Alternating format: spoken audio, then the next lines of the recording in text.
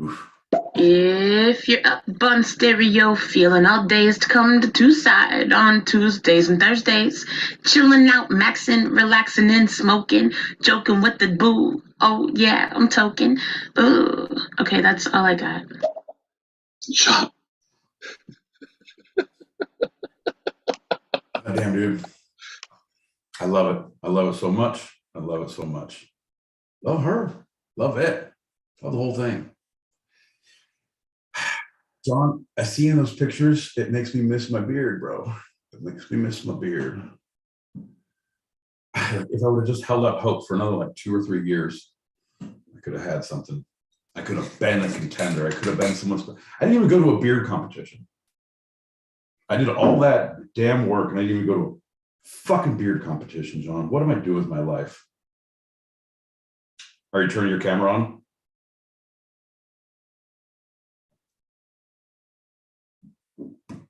Oh, that's fantastic.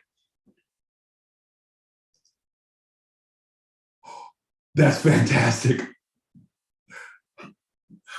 I love it. Can you get back? Because the meeting's still open. I'm in it, and apparently I'm streaming live on YouTube. Oh, oh, this is.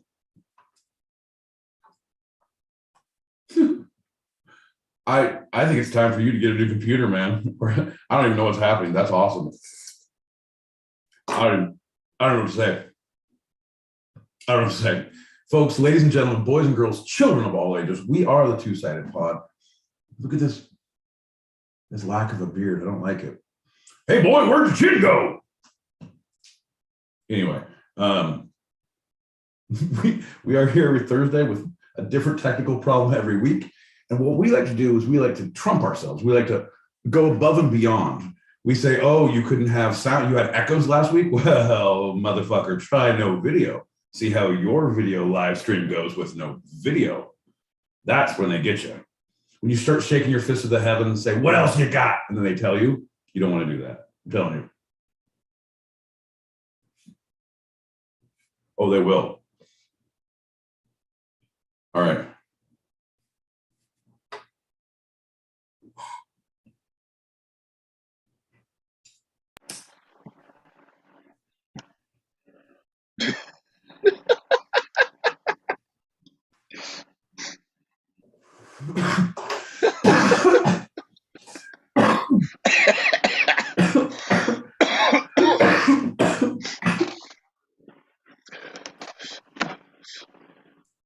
Mm-hmm.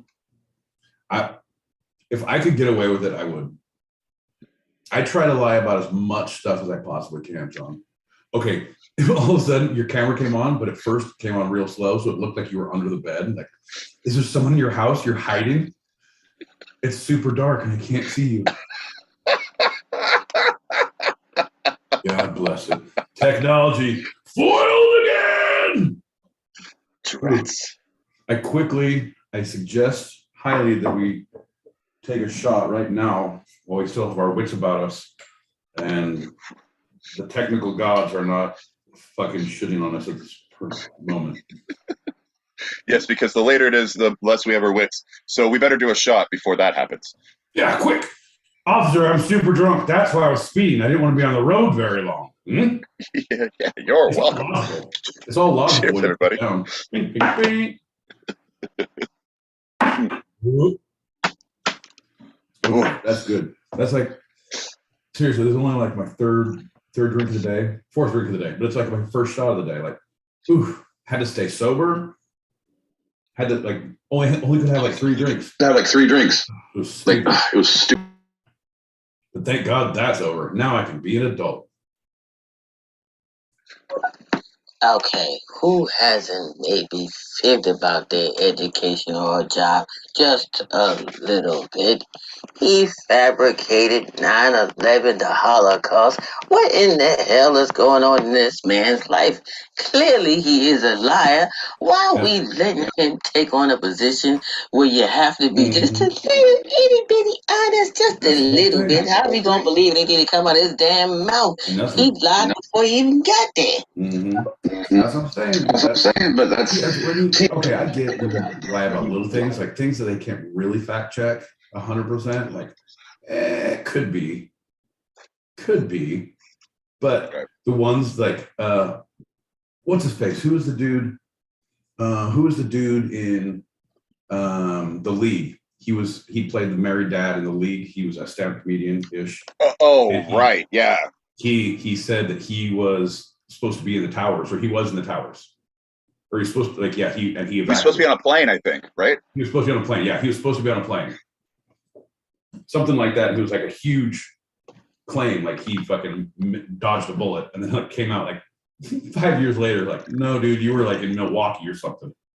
Yeah. Why do you lie about big shit that can be traced? Yeah. Like, Seth MacFarlane was supposed to be on a train and he was too drunk, but that was verified. Like, he verified that. Right. With me, it's like, I don't go as far as tell John that I'm his father, but I say that I know his mother biblically. That he can't prove, but he can take a DNA and say that I'm not the father. Get some distance on your lives, bro. Figure out your boundaries, bro. Before we get started with the show, we got Julie on the YouTubes, and she says, beard pageants are so much pressure, though, my boy Pete. I know. The grooming, the waxing, you got to get up early and talk to it. Sometimes it's fussy during the night and you have to wake up and stroke it. The beard, that is. Right, yeah. In the middle of the night. No, I was woken up again. What? My beard was fighting with what itself. Darn you night terrors. The one thing that is a fucking does take a little bit used to. I will say, and it always made me laugh. Like once I figured it out, and it was funny, like it just made me laugh. You get in the shower and you're like scrubbing your face, and you're like soap. You're like all soapy, and you get your eyes out of the soap, and all of a sudden there's someone standing next to you. Like, oh Jesus! Like, oh no, it's just my beard. oh. You're like a dog chasing your tail because your peripherals are all fucked up. Fantastic. And then how do you swear this dude in the office? Really? How do you? You can't put no word in the truth in it. He's obviously a liar. It's true. What are you gonna do? But that's it's kind of our whole MO now. Non-truth telling, you're okay with us. Right. Sign me up. I thought that was a pre-requirement. Yeah. Do you want to be a politician or a podcaster? Yes. Perfect answer. You're hired. All right. One last one, and then we're going to jump in the show, and we're going to get to our topics. Yeah. My favourite bit of the beard pageants is where you have the glamour part, where you have to put glitter and sequins in your beard. That's the best bit. It's super sexy. That was the glamour part. The swimsuit, I always went for a two-piece. The talent portion, where my beard did a song and dance. I was a fire juggler, but that's why I burned my mustache. Okay, go. Well, howdy.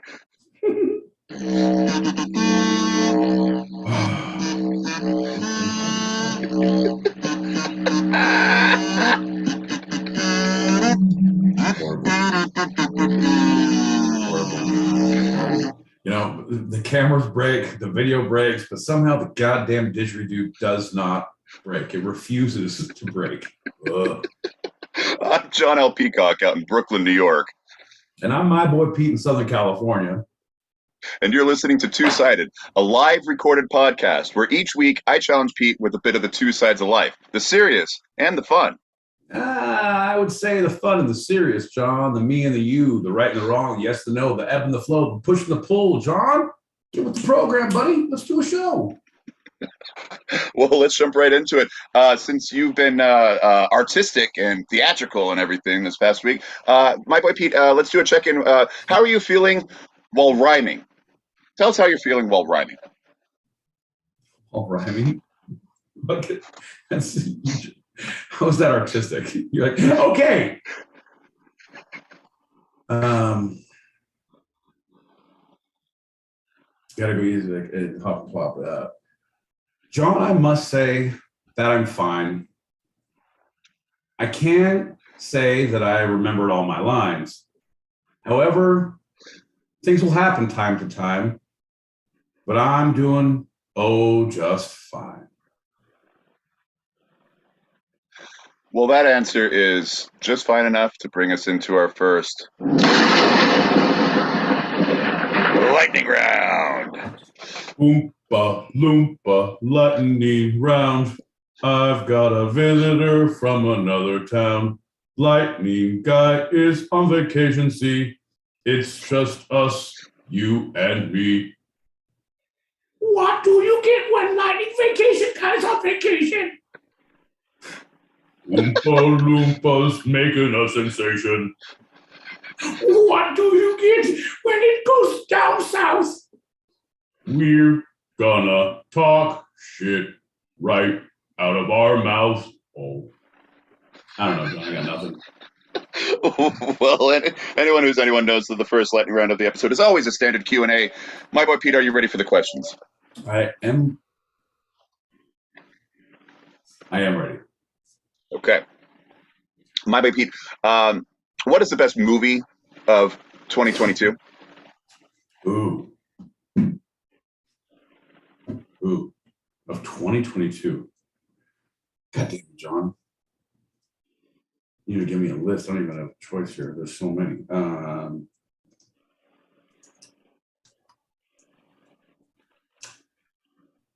trying to think of because I didn't go out to watch anything in the theaters. Mm-hmm. So it's very difficult for me to judge when things came out, because if I watched them in the theater, that's when they came out. Right, exactly.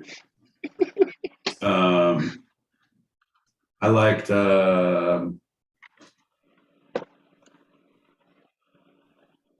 okay, so I'm looking at the ones that came out. Of these, okay, I really think Unbearable Weight of Massive Talent was pretty fucking amazing. Mm-hmm.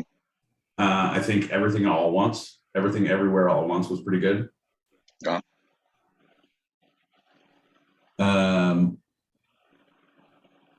The Glass Onion, Knives Out. No. I'm not sorry. Glass Onion. Fuck the Glass Onion. But I haven't seen Fablemans. I haven't seen Weird. I haven't seen. Yeah. Pig. Haven't seen Pig. Old West. Renfield. Right. What are some other Nicolas Cage movies? Anyway, yeah. Okay. You gave us a good selection there, and we're going to continue with this. So I think these will be a little bit better because they're all TV based. What was the best series of last year?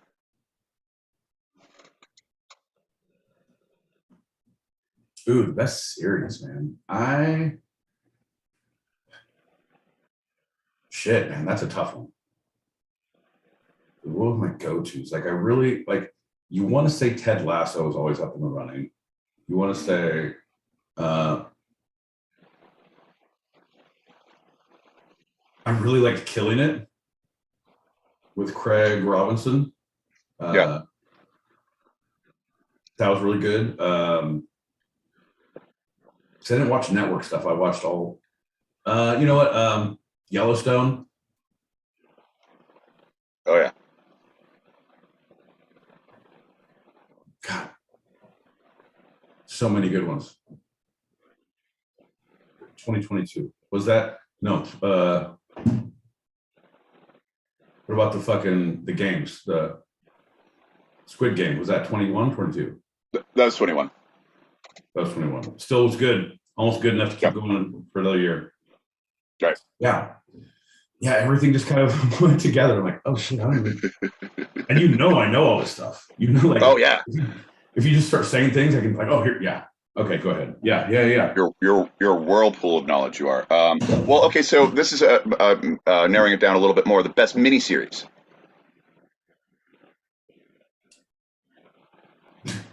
Best miniseries.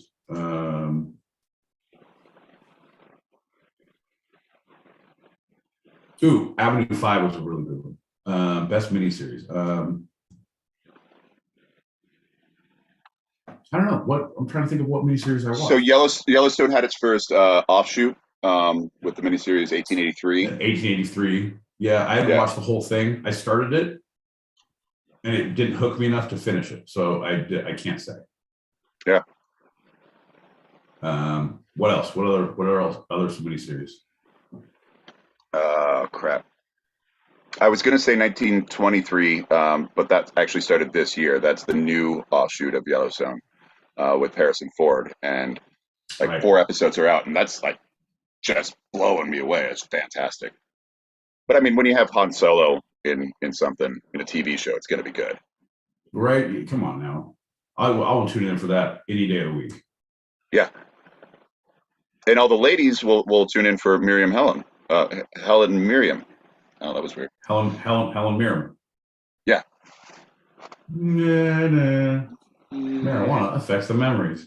Come on, Don. Okay, what was the best live recording of last year? Live recording. So award shows, the live presentations of what they did a Cinderella reboot.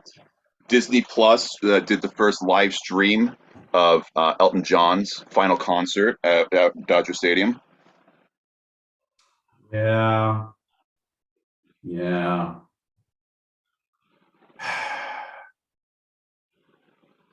Whenever see, I just none of those really interest me too much. Like sometimes I do, but like when Will Smith won the award, I loved that show. That was a good one. The Oscars? Yeah, the Oscars. Love that show. The moment where he's crying on stage, winning the award, or maybe a couple moments before. I don't know. It's all. I mean, together, it's a great. When you it's pretty epic.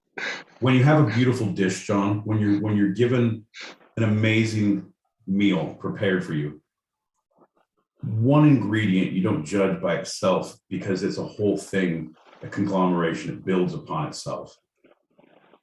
His moments before, his moments after, who's to say what the crowning achievements were? I say together, masterpiece. There you go, baby. There you go. Well, all right. To wrap all this up, and to wrap this lightning round up, what in your mind, what is the best way of determining the best of the best for anything like the questions that we were just asked?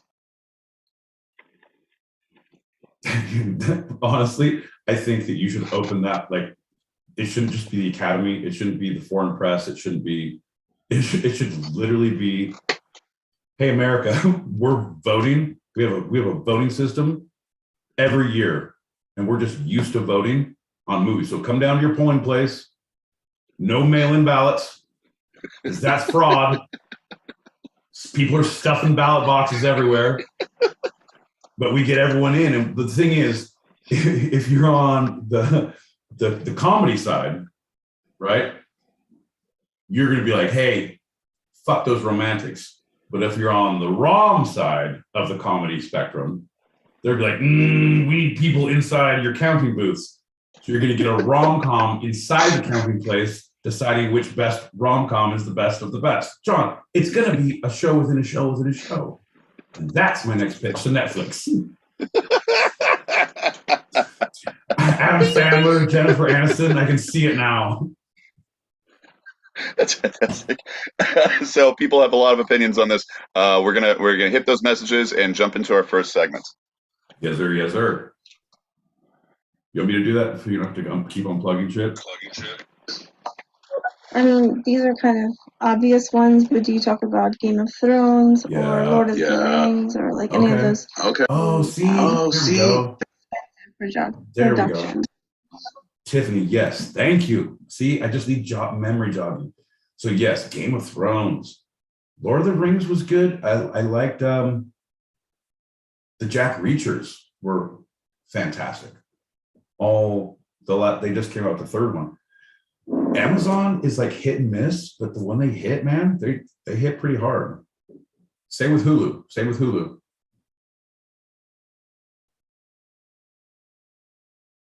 Andor, I heard I heard it's fantastic. A lot of people are saying that's their favorite series of last year. Okay.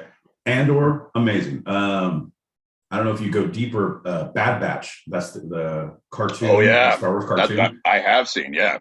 That one is fucking fantastic. And it's just like, some people are put off by cartoons, but that's kind of the way I see the world generally, which leads to a lot of problems in the workplace. I digress. Has the new season come out of Bad Batch? I believe so, but I refuse to like follow things closely until they're all out, because if I'm week to week pimping myself out, I feel like an addict. Like, when's my next fix coming? I'm already having a hard time with, I just made it through Mosquito Coast. Oh, Mosquito Coast. There you go. Slow Horses. Oh, super good. Also, shit, what's the Dark Seven? It's gonna come to me anyway. Yeah, a chick gets married to a rich guy. She gets kidnapped when she's doing a research project in South America, because it turns out she's working for the CIA. Luckily, her husband and her brother, who happen to be both Marines and SEALs, and they go rogue and start doing an operation to save her in country with the help of their friend, who's a CIA agent who happens to be, local. So, all plausible, good writing, super action. But this season, the finale's tomorrow, so I'm super excited about that. I'll give you a recap on Tuesday. Thank you. There have been 2 episodes of season 2 of Bad Batch, so says Julie. Also saying, America's best new brander, I believe, is the best way to determine the best of the best. So she's all in. Right? Just back into my poll. You'll get burned.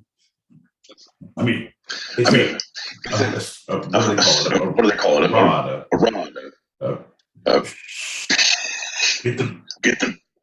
Get the brand iron. Holy shit, bro. Freaking Big Mouth. Even though we just watched Nick Kroll live and special, whatever, and it was not good. Not even remotely good. It's special. Big Mouth. Big Mouth was fantastic. Big Mouth was fantastic. Oh my God. I didn't hear you say a single thing about Bosch. Oh, see? That's why. Harry Bosch, man. Nobody reads books. Oh, dude. Come on, guys. I love Harry Bosch. Bosch, man. Amazon Prime. And then, so they came out with another one that's now on, and it's like a follow-up, just like they did in the books, where it's still Harry Bosch, but he's like, oh, now I'm no longer a cop, and I'm the PI, the private investigator, because I'm tired of this goddamn place. So it's still Bosch, but it's not Bosch on the police force. It's Bosch breaking and entering. Right. And they have that, and I want to say that's on Paramount or something, but it's like with ads or Peacock. No, it's Peacock. It's Peacock with ads. So I was like, oh, is this on Paramount? No, that's from Peacock. It's on Peacock. Right. Got to keep your straight. I know I sound intoxicated AF, but you have to realize that it is 11:22 Arizona time when I'm leaving this message, so it'll probably be midnight. And who knows when you play it? Bro, I love you, man. Fucking Mindfox, fucking shout out to you, John. I don't know if you've been on our Instagram, but fucking you're doing some good shit out there, brother. Like that's one thing. He put out a thing about it's just your mindset. It's like, and you gotta you can't let that negativity creep in. You gotta stay positive. You gotta. Yeah. And it was really good, well produced, well spoken. I was like, man, I love seeing you out in the wild. Feel like I'm seeing a mind fox out in the wild. Fucking crazy. But yeah. But it made me like positive. It was like, yeah, fuck all that shit. But then I'd laugh real hard, and it made me laugh. So it was like, that's positive. So changing the world one my boy Pete laugh at a time. Let's do a shot and dive in. Let's do it, baby. Folks, ladies and gentlemen, boys and girls, children of all ages, now is the time that you pour your shots, you pack your bowls, you raise your glasses with us, because thanks for being here. Yeah. Good one. Cheers. Cheers, everybody. Thanks for listening. Because we're going to talk about the Golden Globes, Part 2. Part 2. If you missed Part 1, go back in the feeds and search those, or join our Patreon and we'll tell you in a secret DM message to you personally. So last year we discussed the history of the Golden Globes alongside the recent revelation of the controversies surrounding the award ceremony and those few foreign press members who put it on. The controversy was so big that NBC dropped them from being aired, and they literally had to live tweet the awards to an empty room through their Twitter account. Controversies had surrounded the Globes for decades, but this was so bad that they had to remove the one element that fascinated viewers around the world, the spectacle of drunk Hollywood elite acting silly in front of a live worldwide audience. Dude, I'm telling you that it's unfortunate though, but it's what a great business model. Get famous people drunk and put cameras on them. Bro, come on. That's a great idea with anyone. It's like and the placement of it, it's all great. Yeah. It's all great. It's like the old that old experiment, like put a kid in a room, like, okay, here's a marshmallow. I'm gonna leave in front of you. Don't eat it. I'm gonna leave the room. If I come back, you'll get 2. And like in the struggle, and to watch the struggle. Don't drink. Don't get fucked up. And like if they do, like, oh my god, it's fantastic. Yeah. That's what celebrities getting drunk in public are. We don't get any more of the good stuff. There's no more Christina Ricci's, Britney Spears, like all the crazy stuff. We don't get that. Even before that, Dean Martin back there just holding a martini while doing his comedy special. Right. I'm telling you. Yeah. So the Golden Globes are back, baby. NBC picked them up again, as enough my bad sentiment was apparently displayed by the foreign press, and they aired in all their drunken actor splendor this past week. So we're going to take a look at the Globes, what's changed over the past year, what remains the same, and why they didn't simply just go away. Okay. So I did not watch them. I have been kind of on, So I'm coming in on this totally blind, 100%. That's all right. We're really focusing on why they're back, not the night itself, because it really I thought they were in their death throes when I was doing the research for Part 1, which I thought was going to be the only time I'd talk about the Globes on the show. I was like, this is it. I'm actually like doing a funeral, obituary. The death knell. The death knell, right. So host Jared Carmichael, producer, writer, actor, funny guy, started the award ceremony by introducing himself as, by saying, quote, 1 minute, I'm making tea at home. The next, I'm invited to be the blackface of an embattled white organization, end quote. Which is pretty hilarious, because now that's almost like they were overcorrecting, like they pulled back the other way, where because you have to submit. Gabriel Iglesias does on his stand-up at the Dodger Stadium. He does a whole thing about how he was going to host the show, and then you have to submit your writing. And he submitted his first few jokes, and so he's like, I never got to do the monologue, so I'm going to do it now. That's awesome. Well, he goes on to say, quote, I'll tell you why I'm here. I'm here because I'm black. This was received by a mostly white in-house audience laughing uncomfortably. But he concluded that the entertainment industry nonetheless deserves to be celebrated. So Jared Carmichael, do you know him? He's great. Have you watched his specials? No, I saw a couple clips when I was, but no, I'd like to know him better because he looks like he's hilarious. He looks like he's smart, poignant, and funny. He's amazing, but he has this whole journey because through his stand-up specials, you see these things, you see him as a person. And his last one in 2022, he comes out as gay, and I think it's Rothaniel is the name of it. Mm-hmm. And the whole thing, he does. It's like that's not what his persona was, but he was like, it was all about secrets and lies, and so it's like he's checking all their boxes, and it's like that he understands that, but he's also saying that it needs to be celebrated because there is something about it. You need to. It's not a perfect organization, but the idea, the art form, it needs to exist. It needs to be appreciated. Right.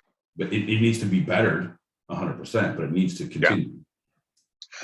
Yeah, and the one thing that the Globes always had over the Emmys or the Oscars, the SAG Awards, Drama Desk, whatever, is that it didn't take itself too seriously. It was the time for the elite, the filmmakers, the actors, the crew, everybody to cut loose, to get a little drunk, and be allowed to see themselves. The audience seeing them taking back a couple of swigs, as opposed to doing it in the bathroom at the Oscars, because it's very hoity-toity and no alcohol is allowed.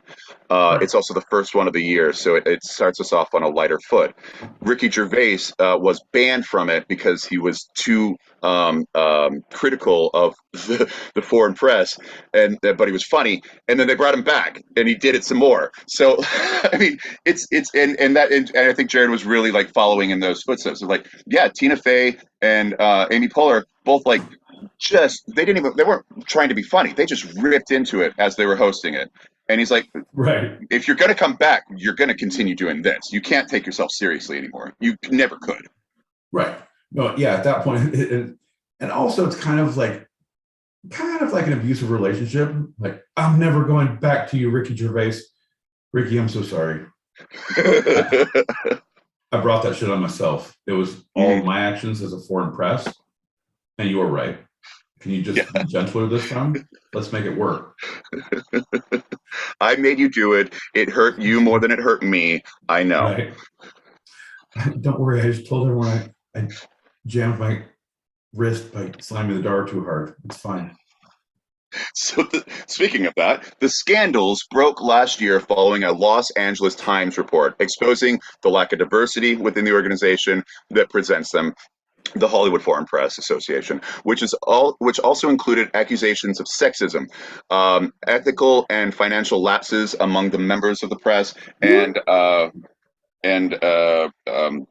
sexual orientationism. I don't know. I guess that's all part of sexism. You said there was moral and financial lapses. That's the official moral and financial lapses among the members of the foreign press. It's like when they shout out the city that you're in. Woo! Moral lapses. I love that shit. So, stars and studios boycotted last year's ceremony. Then NBC opted not to televise it, saying the Hollywood Foreign Press Association needed time to make, quote, meaningful reform. So the embattled controllers of the Globes dug deep into the work of implementing top-down reforms. And we're going to look at some of them. I'm sorry, you're kind of cutting in and out. So you said you're going to name some of them? Yes. Or you wanted me to name? I was like, I can name some of them. First off, everyone wears school uniforms. Number one, boys look like AC/DC or Akadaki to my friends down under. Girls have to have sensible skirts below the knee, at the knee at best. Also, no drinking unless you mean it. There's no glasses there. There's only beer funnels. Right. You guys want to get to it? Then get to it. Don't dilly-dally. Ain't no such thing as halfway criminals. That's right. No such thing as halfway criminals. So you're 100% correct, because there's now a strict code of conduct, refreshed bylaws. You're cutting in and out, like your voice is digitizing. Okay. Let me see what I can do. And I'm just going to timestamp this because I will keep talking. This technical stuff out. So I'm still talking. I'm going to make you an admin and possibly pop out of the show. Can you still hear me? Can I do what? Yeah. So it seems like I'm pretty bad, right? I just made you admin so I can go out of the show and come right back in. I think whatever you're going to do is okay. I don't understand your words, but my people mean you no harm. We come in peace. All right, folks. Whew, we got rid of him. Finally. All right. I always feel weird about saying shit like that. It's like, is it really him or is it me hearing it? Because he always says it's me. We'll see. How is it now? Can you hear me? Can you hear me at all? Can you, like, thumbs up, thumbs down? You're so digitized.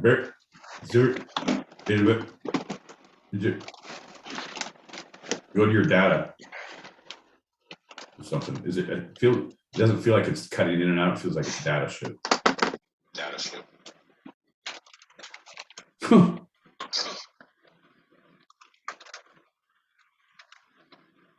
We lost everybody.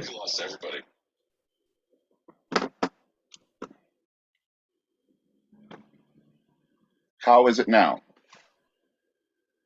Can you hear me now? Same no. Thing. I'm saying it's the data. It sounds like you're digitizing. Are you using Wi-Fi or data?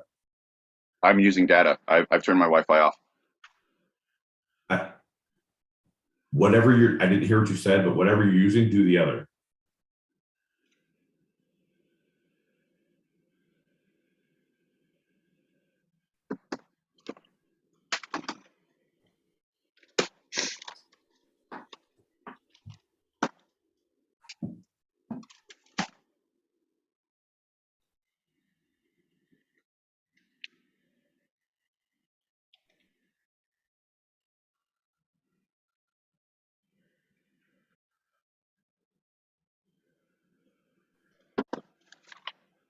Yeah, just talk, John. Can you hear me now? Way better. None of this is working. This is really terrible. Can you talk? I'm talking. Check. Can you hear me? I can't hear you anymore. Hi. How about now? Check. No. Okay. Something's going on. Crap. Holy crap. This sucks. Keep going right there. You're good. Whatever you did. Okay, I'm still talking. Hold on. One last try. I'm still talking. Can you hear me now? Yes. Wow. Oh.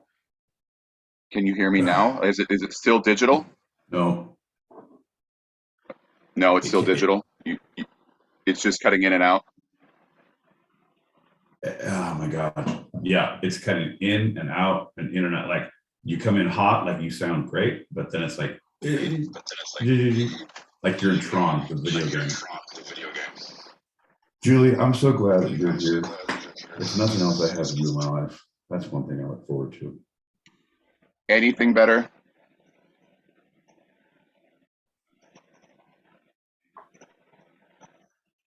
Oh, so it might not be me. It might be my boy Pete. No, now you're 100%. Okay. No, now you're 100%. Okay, if I'm 100%, then I'm 100%. No, you just literally just now. Like okay. Everything just. Okay, we got better. We're good. Hey, slow your roll. Why'd you start a new room? I didn't. I tried to make you admin, but it just canceled the room out. So that sucked. Right. So I'm letting you know, just because of that happened, I'm letting you know, probably because you couldn't make me admin and it wouldn't do that when you jumped out, that your account was fucked up. I'm just saying, we're in a room together. I'm just saying. But thank God, Mindfox found us. Julie found us. What we like to do, we like to play this little game called Stereo Streets Hide and Seek. What we do is we come on at 8 p.m. Pacific, 11 p.m. Eastern on Tuesdays and Thursdays. We get a little drunk, and then we go hide from you guys. And we put in a new topic, and we change our costumes, and you have to listen to the code words and the keywords. It's like national treasure for the internet. You fuckers appreciate it. I know you do. John is so upset and so sad with the way things. He's like, I don't even edit, and I have to edit all this out. No, John, you have to edit most of it out, except for these filler moments.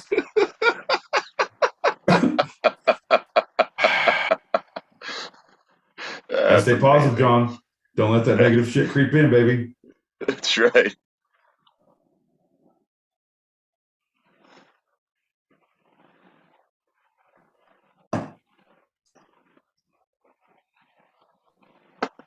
See, stereo, YouTube's fine, but then we're mute.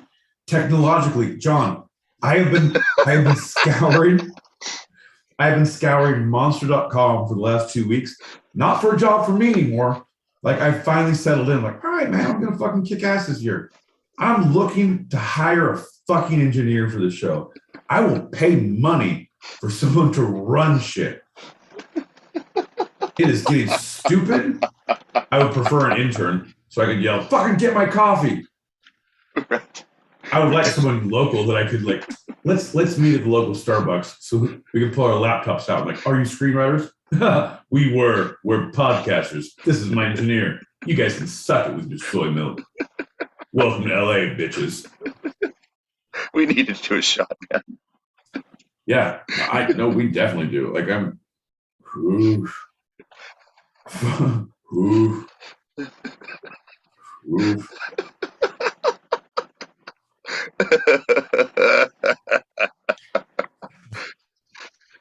See, because then we always make our engineer listen to our shows, and he's like, nope, I'm fucked up. Nope, you're good. Keep going. I can't hear. Fucking just keep drinking. Do it. Like, that's what I need from an engineer. Just like, give me the fucking high sign. All right, I got a shot. I got a new outlook on life, John. I have a song in my heart, a pep in my step, baby. Let's get pissed. Cheers. Cheers. Bing, bing, bing. Oh, crap. Okay. Where were we?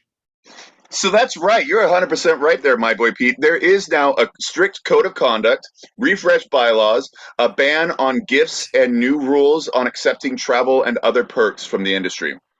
Contentious news conferences were dumped, and the pool of award voters was expanded beyond the 87 Los Angeles-based foreign journalists who once ruled the organization.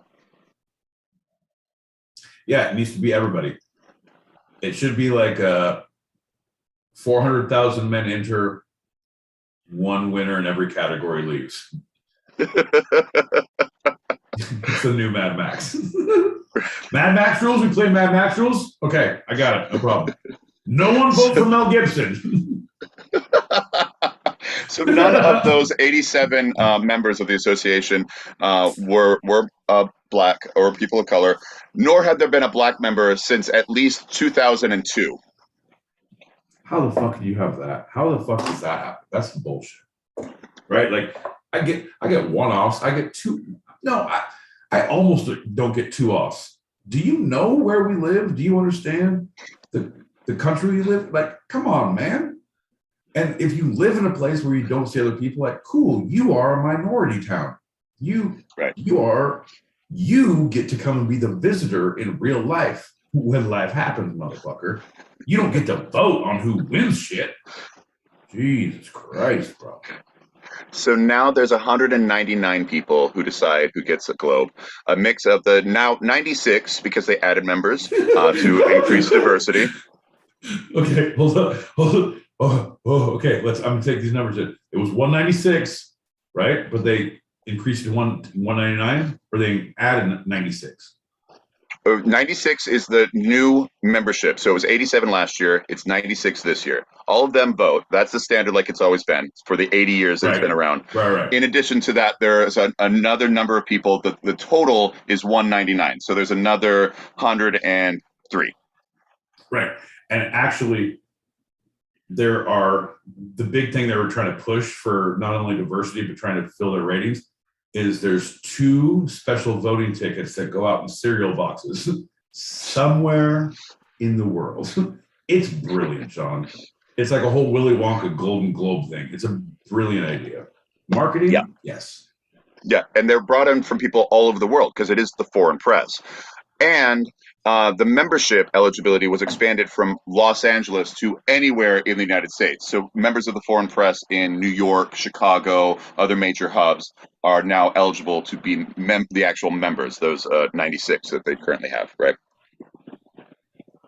Okay, and you just have to. What as far as the other requirements, though, I guess I'm a little unaware on that. What is you just have to be a member of the press? Like you have to have a press pass? You have to have a of press the pass Hollywood foreign press. And so so it's the foreign press representing other countries outside, but they're only specifically for Hollywood. And that's why they were only LA. Or there's a lot of those Hollywood movies, not Hollywood movies, right? Yeah. Okay. Yeah. Okay. Wow. What a fucking scandal. What a, not just like, it's a grift, man. Like we invented this thing in this one town and these people can join, but only this, and everyone wants it, but no one can get it. Right. Can't get it.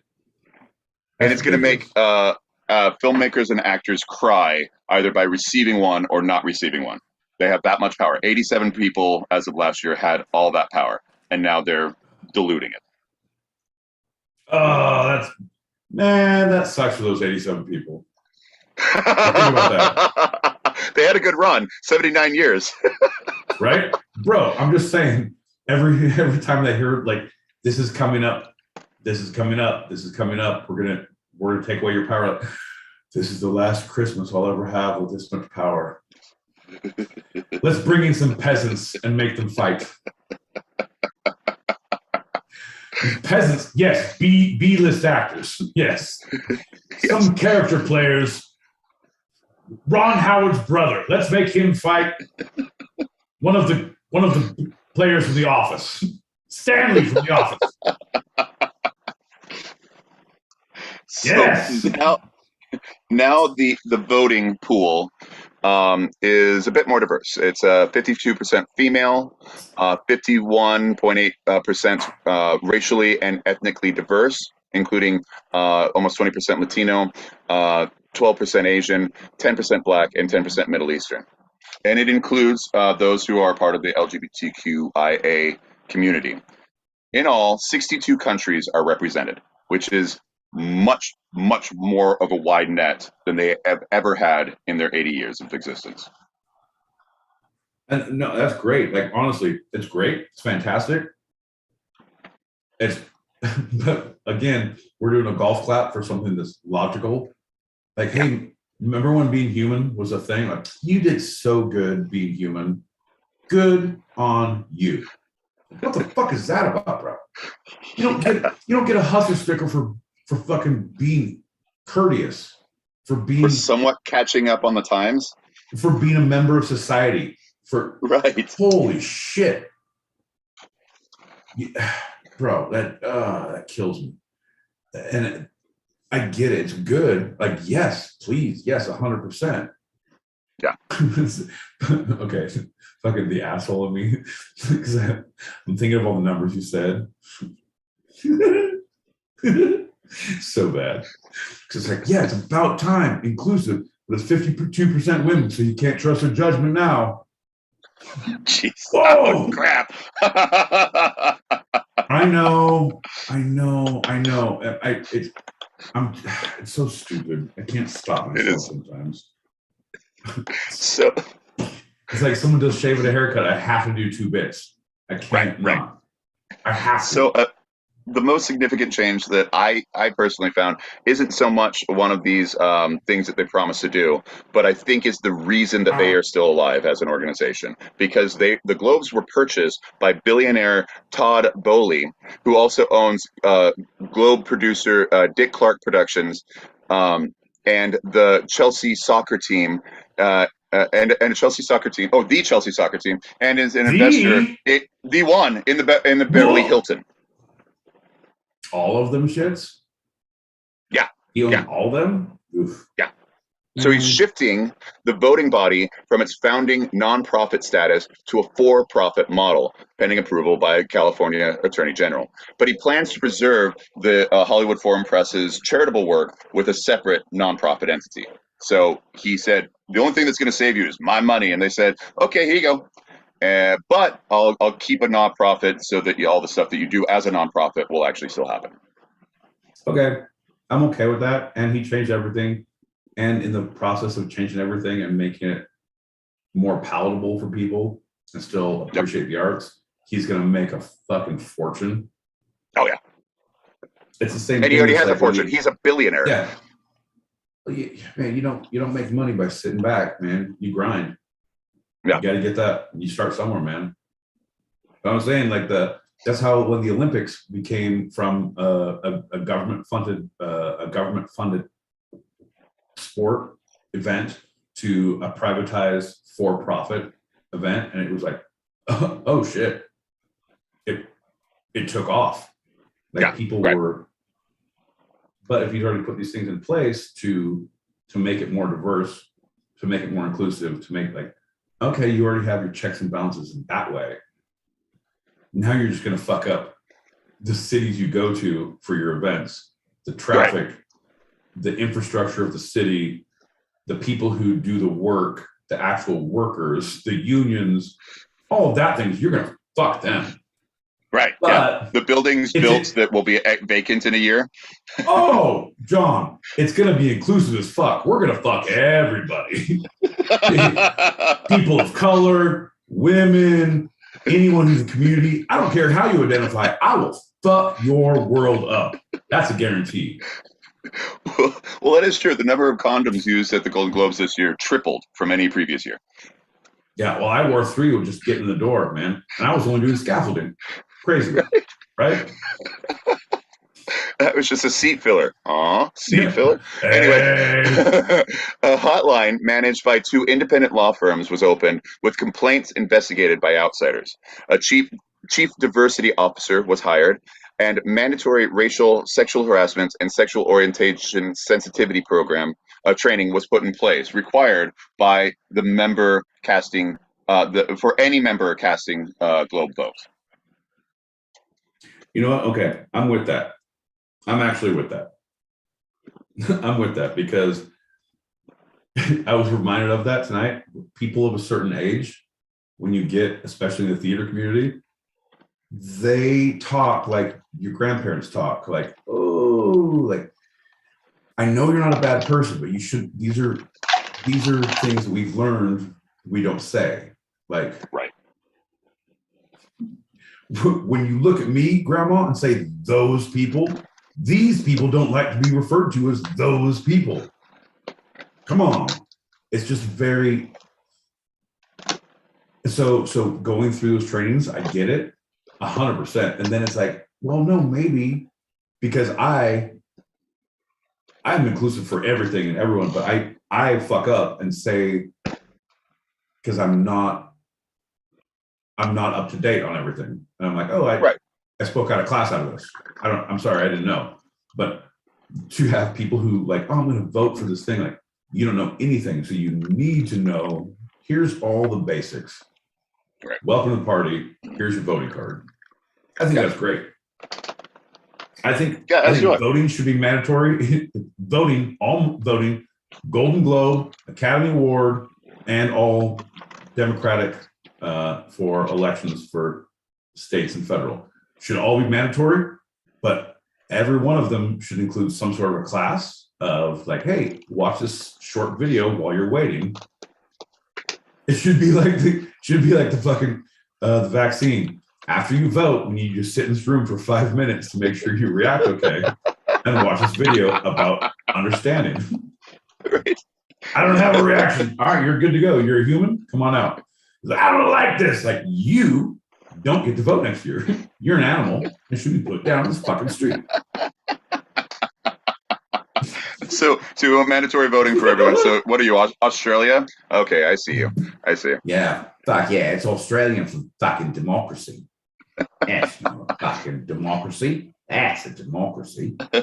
So Michelle Williams, nominated for her turn in The Fabelmans, is among dozens of stars who attended the ceremony on Tuesday. In an interview before that night, Williams explained why she was going. Quote, "It feels to me like the community as a whole has decided that this organization has really done a lot of work to reform themselves and that we can support change. Like we can hold people accountable and then we can support them as they continue to journey in their path towards being a better organization," she said. Yes. Fuck yes, Michelle Williams. You are a dream girl all the way.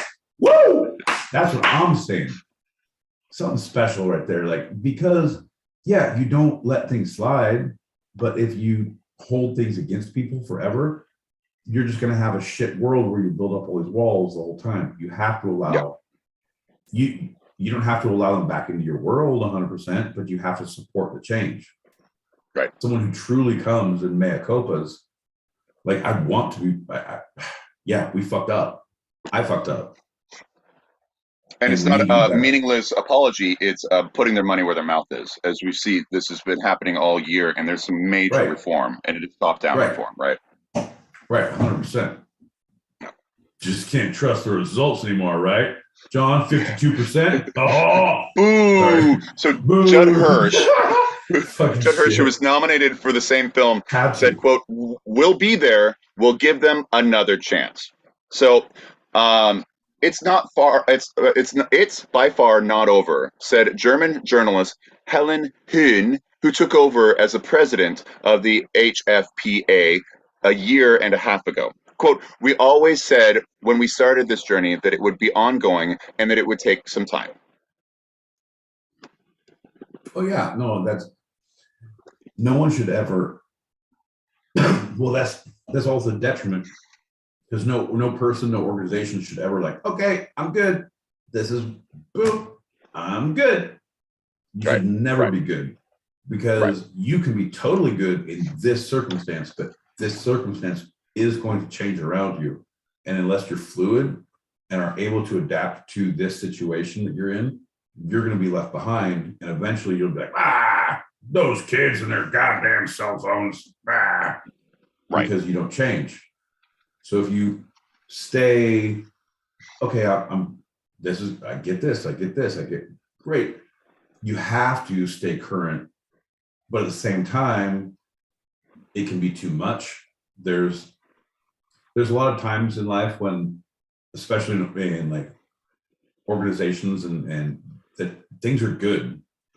Like, it's been a year and a half, like we're just hitting stride of like, all right, the meds are just starting to work. I'm leveling off. And someone went to a meeting and now has to justify their job. And they're like, you know what? We're going to think outside the box. What we're going to do is, and they shake everything up because that's, I get it, but it's not, it doesn't have to happen. It has to happen when it has to happen, but it doesn't have to happen. Right. There should be a continual check system put in place where they're self-checking and they're being checked on by those, like that hotline. I thought that was great. And it two independent law firms taking in the hotline, and only outsiders are investigating whatever comes up from it. And it's hotline, so there's going to be some things like, okay, bro, 100%. It was a free hotline. I called 17 times. Baba Booey, Howard Stern's penis, Baba Booey. Right. Hilarious. Howard Stern got 3 investigative calls, I heard. I think that was partly because of me. Right. So the Globes themselves, or the foreign press themselves, cannot choose what to investigate and what not to. That's the outsider's decision. So they will be of common sense, right? And that, I think, should stick around. I don't know if it is. They didn't say if it was an ongoing, but I hope it is, because that's a good continual check of the pulse of the nation, right? If it's not, though, I really feel like once you skate on thin ice like that, in a job, in a relationship, in an organization, with your image, if you get it back, like, okay, right. I gotta fucking tiptoe on this motherfucker. So I feel like they would know, and the people are so watching, like, yeah, you're gonna do it, yeah, until you get your name cleared, you're back on the air. But if you don't continue to do it, you're gonna have more problems, and then you're screwed the second time. No one's gonna bring you back the second time. Right. Right. So this is their last chance. Continue. Yeah. Right. 100%. So in response to that, it's an ongoing and will take some time from the new president. Kelly Bush Novak, CEO and founder of the A-list public relations firm ID, said that more must be done, but she supports steps taken so far. Quote, "We came together to ensure the future of the Globes in step with our culture and our shared values as an industry, and we see commendable and seismic progress. I'm optimistic that the work will continue." True, John. I'm optimistic too. I feel like it's because of the need. It's so public. It's such an eyesore for them, and now it's a privatized for-profit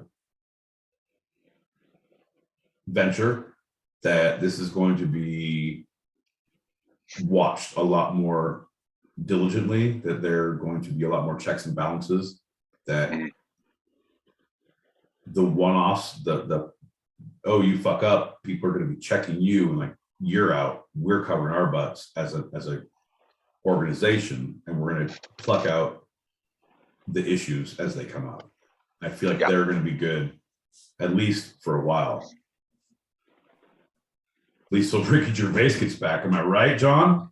Oh! So Brendan Fraser, nominated for his performance in The Whale, was not there on Tuesday.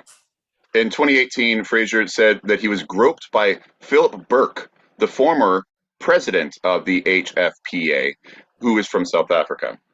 And he has not been back since. He did not win the award, but he wasn't there to get it anyway. So Burke was expelled in 2021 after calling Black Lives Matter, quote, a racist hate movement. I hope, Hone, the new president, I just hope that we can regain his trust over time, she said of Fraser. The same, Hone said, goes for Tom Cruise. Last year, he returned his 3 Golden Globes in protest. With a Best Picture nod for his long-awaited sequel, Top Gun Maverick, he was actually snubbed, not nominated for Best Actor this year. Right. Well, the whole thing is he returned the Globes because he wasn't groped. He's like, this is bullshit. I'm somebody. I can fly. Did you know I can fly? My thetans say that I am somebody special. Katie Holmes wouldn't just marry and divorce anybody. Isn't that right, Surrey? So the audience this year watching the 80th anniversary presentation on Tuesday night fell from 6.9 million in 2021.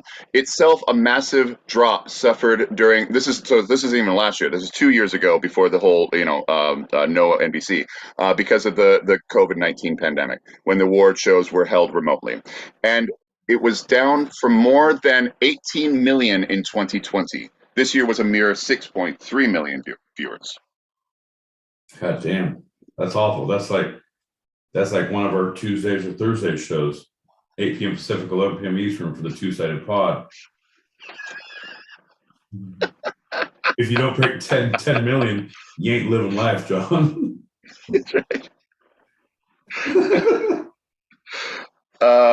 So the night itself went off basically without a hitch. A couple of uncomfortable moments, as we mentioned earlier, but Spielberg's acclaimed The Fabelmans Took away a lot of awards. Okay, don't spoil anything to me. Okay, don't spoil. I don't care. I'm not gonna watch it. Right. It's not like a movie. Oh my God, he sees dead people. Bruce Willis was dead. All right, sorry. That still haunts me. Go ahead. So it got best drama, and he got best director for it.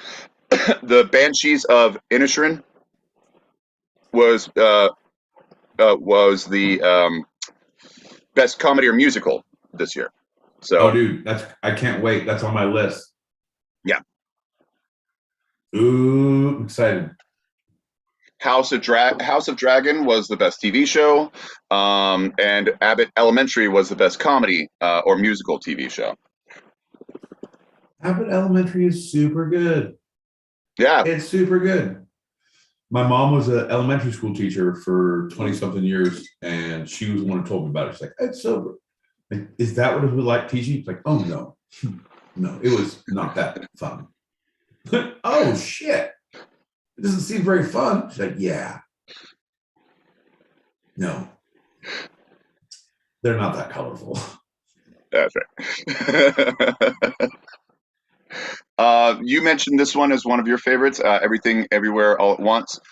Michelle Yeoh and Ki Hoi Kwan both won in their respective categories. Kwan, oh, nice. who came back from retirement of many years, thanked Spielberg for hiring him in Indiana Jones, and then his subsequent movie with Goonies, right?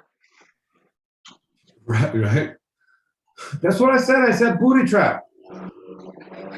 I know. Easy there, short round.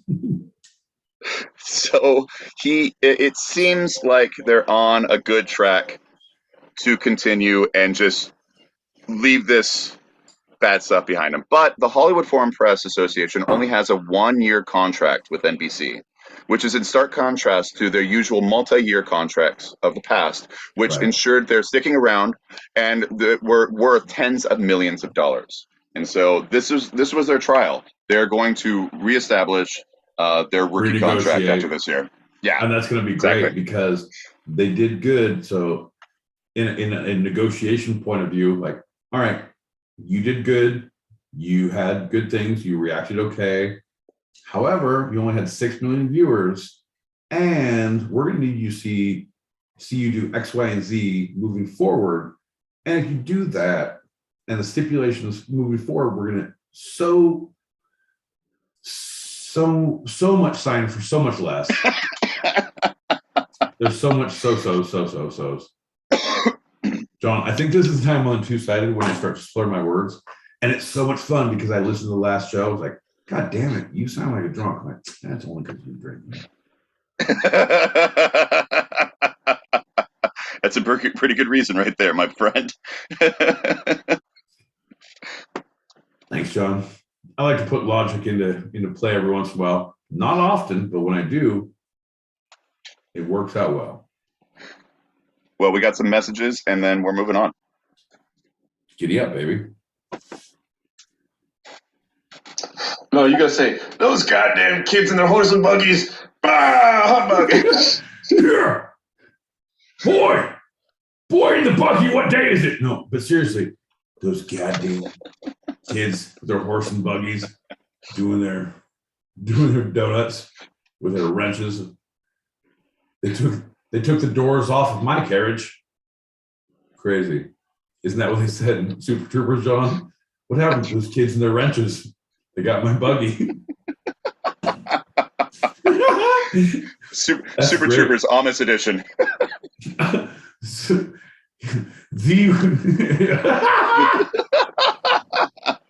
just going through every scene, fast forward in my head. It's like, oh.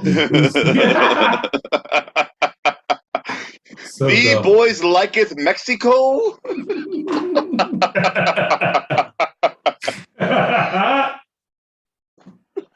Oh shit, John. All right. Hey, shout out to all the listeners. Salute to the panel. My boy Pete. John L. Peacock. How are you, gentlemen? Yeah. Yeah. What up, man? What up, man? Okay. Oh, man, thanks for listening, brother. What up? Always a pleasure. Always a pleasure. Awesome. I just, every time that someone tunes in and leaves a message, it just makes me hate you more. I'm like, why can't our shit sound that good? like every time I hear it, like, that's some bullshit. Well, speaking of that, that's going to lead us into our next lightning round. Oompa Loompa. Lightning guy's back! You fucking Oompa Loompas, get out the house! Whoa! Guess who came back from Cabo too soon because Sammy Hagar couldn't hang? What up, lightning round guy? How you doing? What up, Peacock? How you doing, man? All right, brother. All right. All right, you ready to rock and roll? I'm a little jet lagged. I mean, not really, but I got on the wrong flight, so I went overseas, and I'm back now, baby. Whoa! Well, this edition of Lightning Round is one of your favorites and mine. That's right, commercials.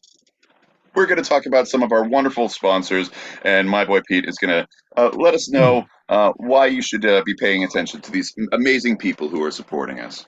Oh, you guys, and before we even start, let me just tell you, without our sponsors, we wouldn't be able to bring you such brilliant jokes as, I can't believe I ate the whole thing, or that doesn't look infected, this looks infected.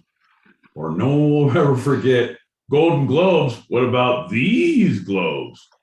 Folks, don't forget to join our Patreon. You can edit that out, right, John? Perfect. Yeah, totally. Yeah. It worked for my movie, not in real life. All right, continue. Yeah, let's do commercials. But seriously, that's how we get paid. Well, my boy Pete and I did a virtual two-sided over Zoom to Silicon Valley, and we got a lot of sponsors from the artificial intelligence community. Our first ones are the people who bring you artificial intelligence home utilities. Oh my God, you guys, that was one of the things I was a little scared about. But let me tell you, artificial intelligence home utilities, not like the Terminator, because John Connors works for us, not for you. Thanks, guys. I'm sorry. Seems like there's a glitch in the system.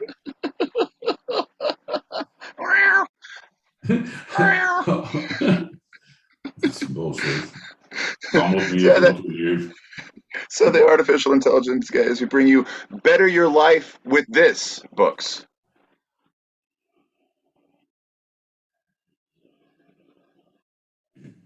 Better Life with This books. Better.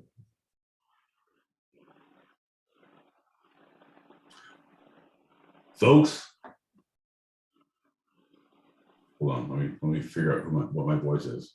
Not my voice, but my author's voice, John. I know what my voice is. Like, what point of view am I speaking from?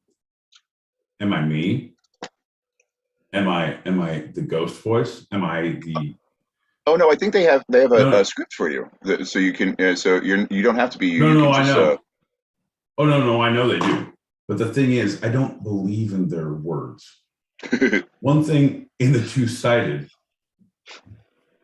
especially when we talk about AI, John, especially when our sponsor for this AI sponsor is the Better Your Life with This book company. The Better Your Life with this book company. Which I feel like they could have a better idea than say, here, better yourself with this Life AI book. We believe in bettering yourselves in all the ways. Would you like to better yourself in home tracheotomies? Well, grab a steak knife and a handy pencil, and we'll fill you in along the way. Would you like to better yourself?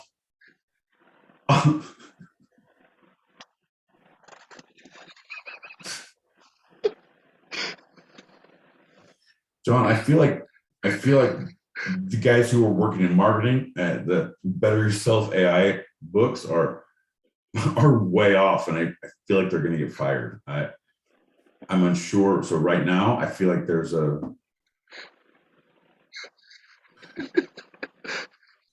Is this thing on? Bink, right. Bink. Well, the crazy thing is, I learned through the rumor mill that all the people at Better Your Life with This book industry are illiterate. They actually use the AI to write the books, but they haven't read any of them. So that's maybe why your script is so garbled and mangled. Do you like girls? Let's go to Barcelona. How does it have a list in the script? That's weird. AI, baby. Wow. Wacky. Who else we got? I don't think they're going to pay us. I don't think either one's going to pay us because I think we're pushing a lot of the beats here. We were big fans of these guys when they so graciously sponsored us. The boys who bring you AI surrogate family members. Folks, ladies and gentlemen, boys and girls, have you ever gone to a Christmas party and felt just so alone, but not alone enough? Well, that's where the AI family members come into play. You can bring little Sonny, little Scooter, little Janie, little Debbie. Any one of them fuckers will come with you. They'll walk in the door with you and wreak havoc in the house where you live. Oh, is it not a family party? Well, don't worry. AI fill-in family members have just the thing for you. That significant other you've been dreaming of. Janice. Supports all of your bullshit. Seductive enough, but just right enough to run away. Thanks, Janice. And thank you to our sponsors at Fam AI Lee. Thank you, guys. Finally, these guys are great. The ones who brought us artificial intelligence clothing. Fascinating work. Fascinating work. We love them.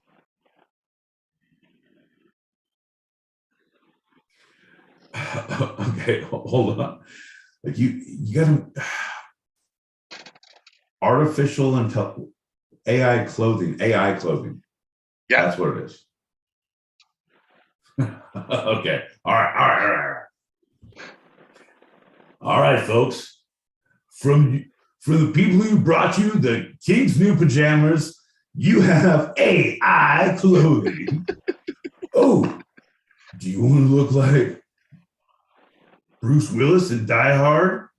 Hey, put on a tank top and take off your shoes. Stay a while. Curl up your toes in little balls. It'll help the jet lag, they say. Yippee-ki-yay, because we got other outfits for you. Outfit. Take two. Because yippee-ki-yay, we got other outfits for it. No, take three.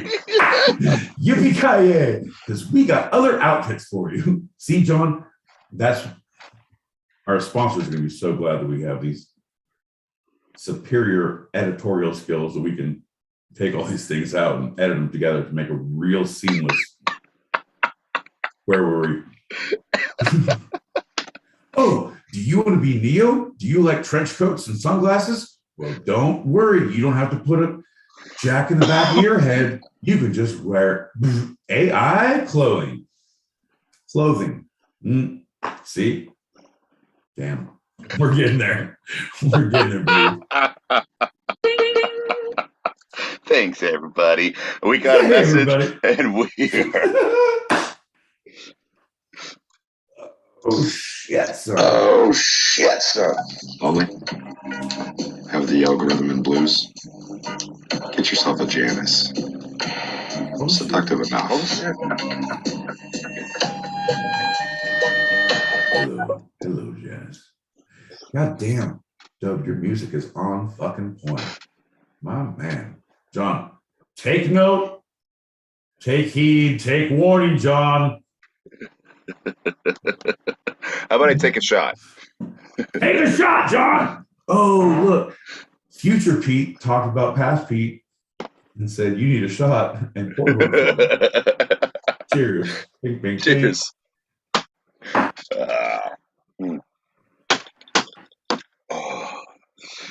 For our final segment. Two-sided podcast.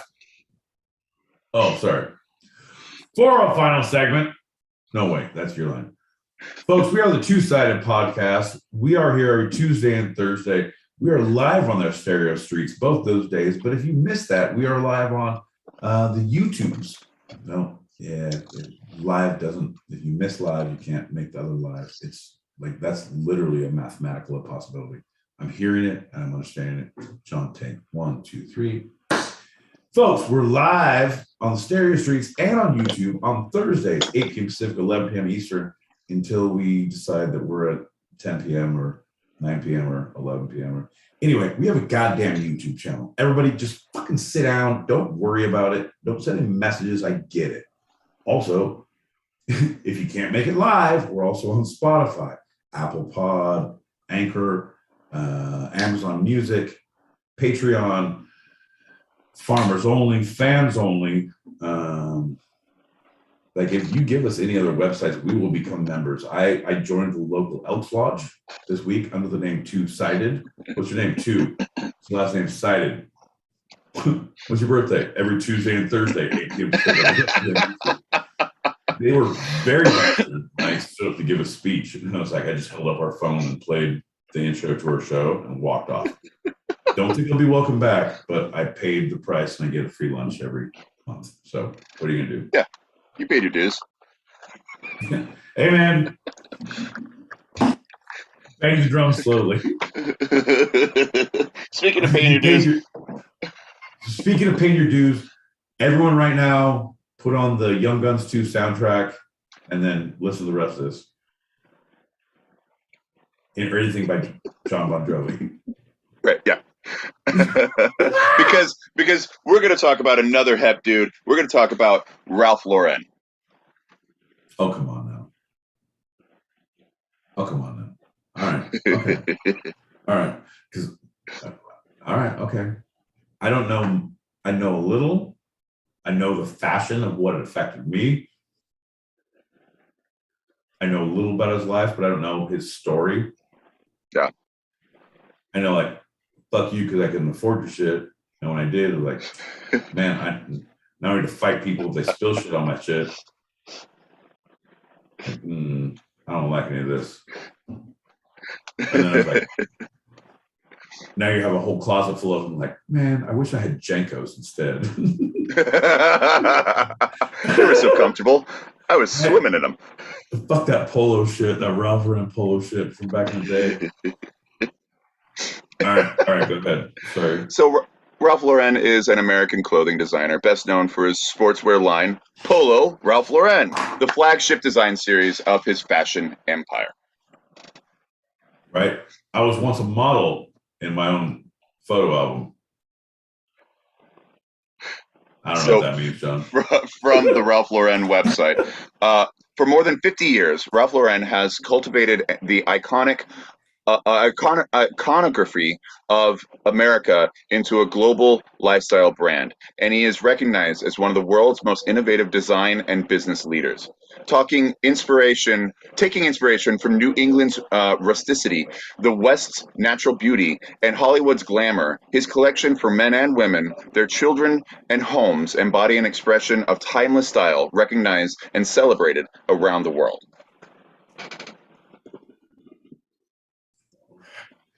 And it is comfortable clothes. They fit well. They did, and they had.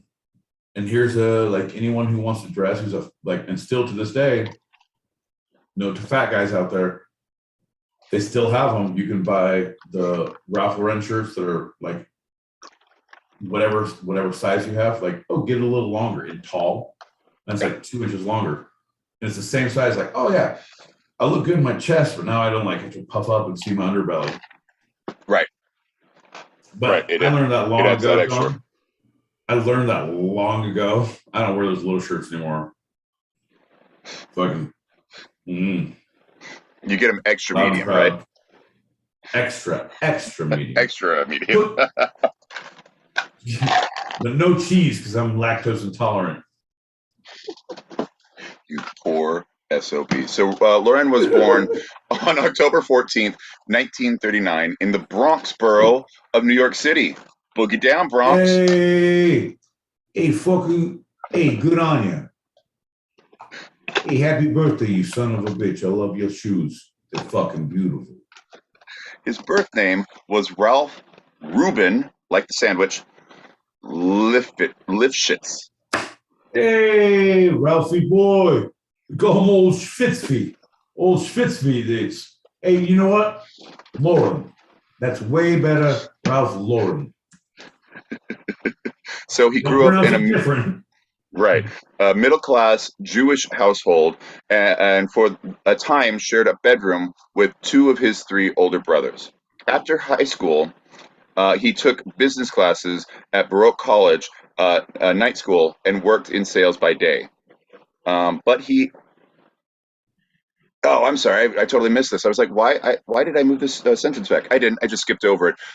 So he and one of his brothers changed their last name to Loren when they were teenagers because Lifshitz is something that a lot of people will make fun of you in America, unfortunately, as a German Jewish immigrant, first generation. Yeah, because I feel like it's isn't used as a slur or a lish.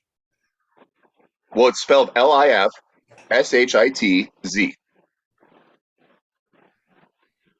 Yeah. All right, just that way. I don't know. It sounds like something, but okay.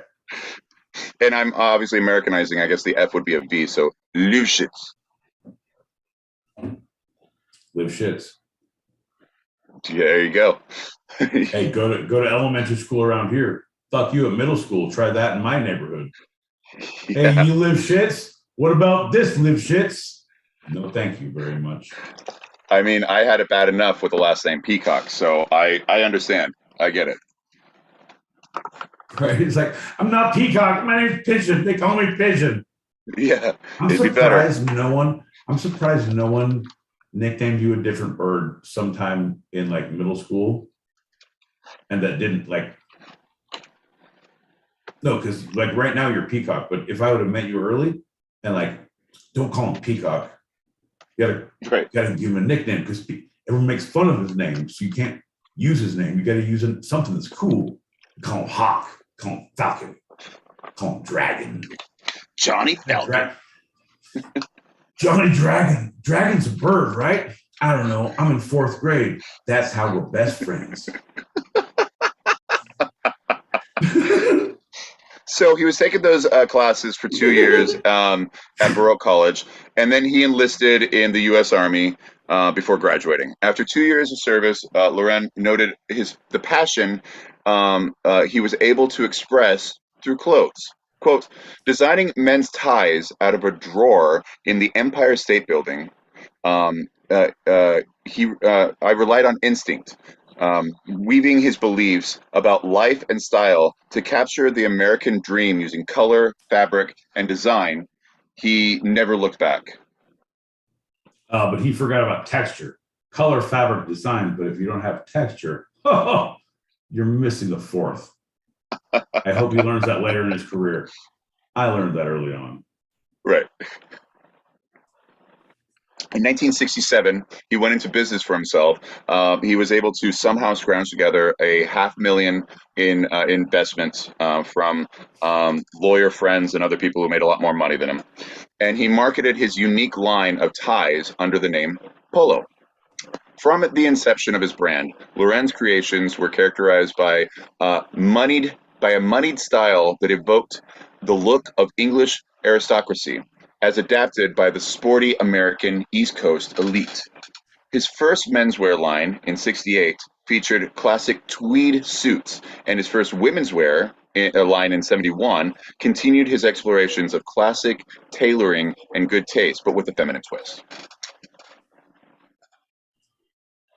In '72, Loren debuted what would become his signature piece, the mesh sports shirt, available in a variety of colors and featuring his trademark emblem of the most aristocratic of athletes, the polo player.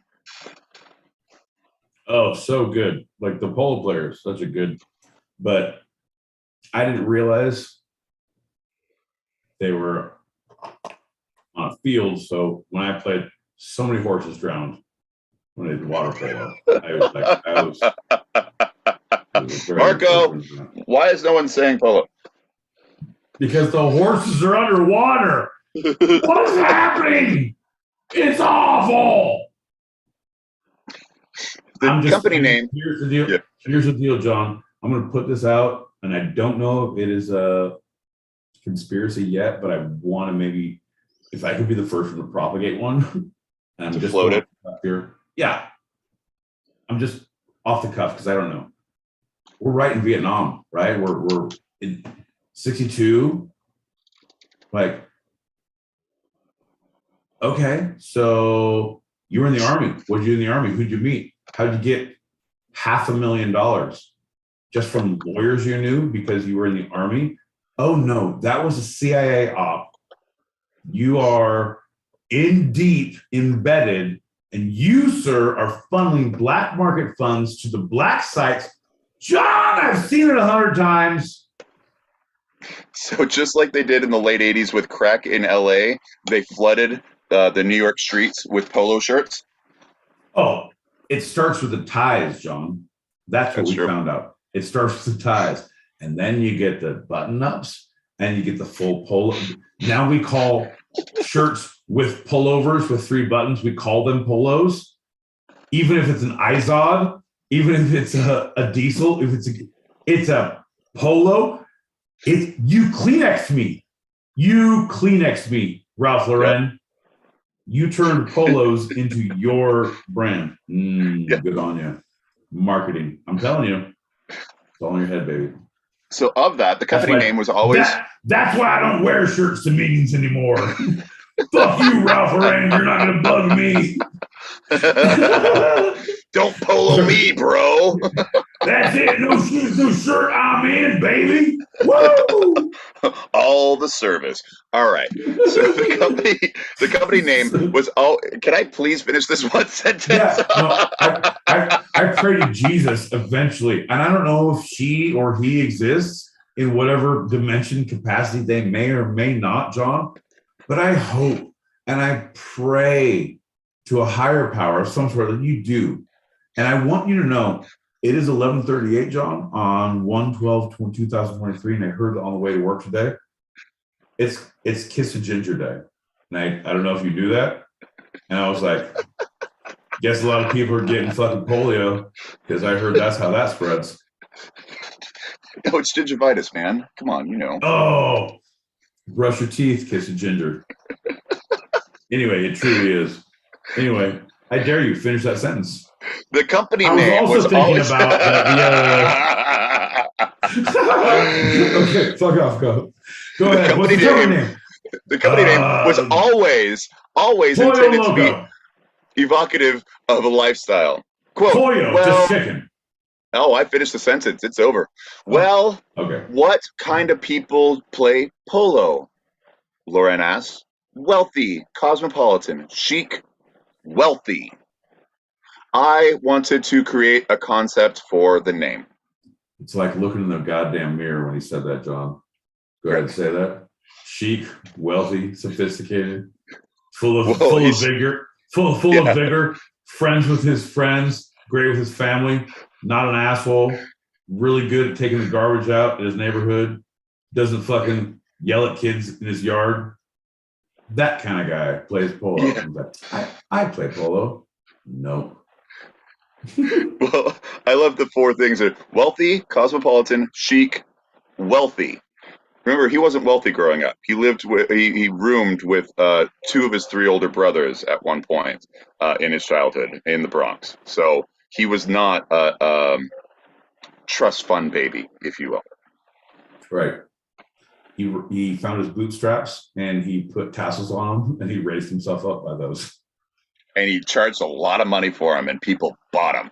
Wealthy, cosmopolitan, chic, and wealthy. Wealthy. Give me that. Give me that. Give me that. Yeah.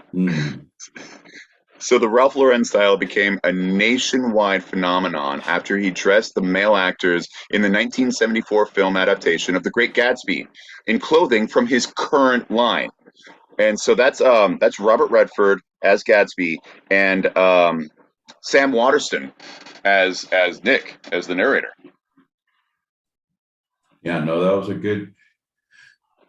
was good. It was a good movie. I didn't like the story. It was a great movie. I'm not a big fan of the story. Yeah, like, you're more of a Hemingway over a Fitzgerald. Yes, 100%. Fitzgerald is a little.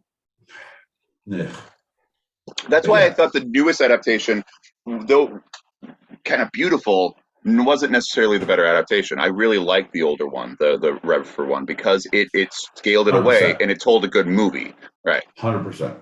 When you get the Baz Luhrmann going into anything, like it's a goddamn production, which is great. It's a spectacle, right? Like Moulin Rouge was amazing. Yeah. But at the same time, then you lost focus on a lot of the things that were going on, and it turned into different things. It's like it was great, but then like, was it great? Was it? Yeah. And then you look at it, like his reproduction of that, like. But at the same time, the story itself, like you watch great actors on stage giving a great performance. Like that was amazing, great performance. Like I didn't like it. Like the story was shit. Like what they wrote for the actors was shit. Yeah. They did amazing with the bang up job given. Right. But I didn't appreciate the script. Right.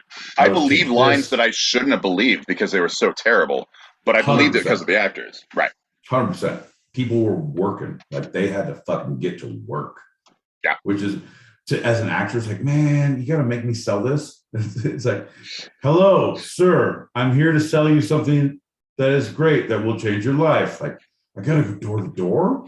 And then you get like fucking 50th block in. It's like, hey, sir, how's it going? Oh, no, don't let me bother you. No. I understand. It's dinner time. I like to have dinner too. One of the things at dinner, and you like talk your way in. Continue eating. That's fine. By all means, I'm just going to pour this dirt on the floor and vacuum it up in front of you. You know what? I'm gonna knock Susie's plate off the floor because fuck Susie. She doesn't eat anyway. We're going to vacuum the chicken with up. Their food. Right. Mashed potatoes are not meant to be played with. Right. I'm going to knock the turkey carcass off in the kitchen. We're taking up the whole turkey carcass. Look at this Roto-Rooter go. It's a vacuum for all vacuums. Ladies and gentlemen, boys and girls, we are selling vacuums at the two-sided. That's our new, I just want to, our sponsor is vacuums. Yeah. So this film of the lost, elegant era that Fitzgerald was trying to evoke provided a perfect vehicle for Lauren's classic, sometimes nostalgic vision. The designer received further attention when he created some of the clothing worn by Woody Allen and Diane Keaton in Annie Hall in '77. Boo. Annie Hall's good, but boo Woody Allen. Well, if it's going to be any Woody Allen, at least it's a Diane Keaton one, and it's not Manhattan. Right. Yeah. So Annie Hall, boo, yes. But if it's going to be anyone. Right. So Lauren once said of his style, quote, "I am interested in longevity, timelessness, style, not fashion." Tell me more. Did he drive a big car? Tell me more.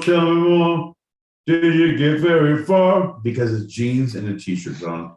Timeless fashion. Put on a jacket that looks like a workman's jacket that's not dirty. Like, oh, you could almost wear that to a nice dinner. You could not wear that at all. Like, yeah. At this point in life, unless it's a black tie event, I wear jeans or wear nice jeans. Yeah. Like, oh, these motherfuckers have creases in them. Okay, I'll do that. And a button-up shirt. You're welcome. Yep. I might put on a tie that's a loosely hung but not often. So yeah, right. Jeans, Converse, the traditional high top Chucks, and leather jacket of a certain type, which I had, and I'm sure you did for Grease, because we were both in different productions of it. But you could be in the 40s through the 90s without people batting an eye if you're like a punk of a teenager, right? That's timeless. That is 60% of the century that everyone just without batting an eye is like, hey, yeah, that person is from that era, as long as their hairstyle's right.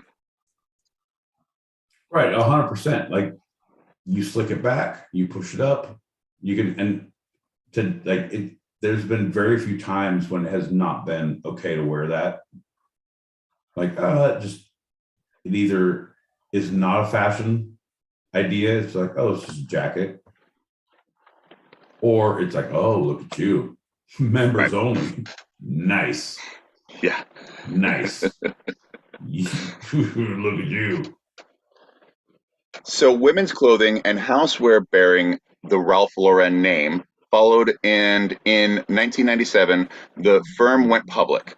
Ralph, the first fashion designer to have his own signature store, pocketed $465 million that day.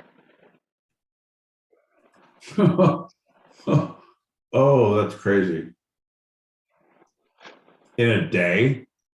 Yeah, well, yeah, when it went public. It literally was one of the biggest public outings of a company in the 20th century. That's crazy. That's insane. In one day, like I dream about that. Like I dream about, well, okay, to be honest, I dream about getting hit by a common carrier, like a bus, something that can sue the city. Like, oh, look, I made $1 million. Like, no, then you dream about, like, I win the lotto, like 48 billion, 92 bazillion. I don't even know. I don't watch it. My 4-year plan is either home invasions or lotto. And right now I'm leaning towards home invasions. So I don't keep up on that.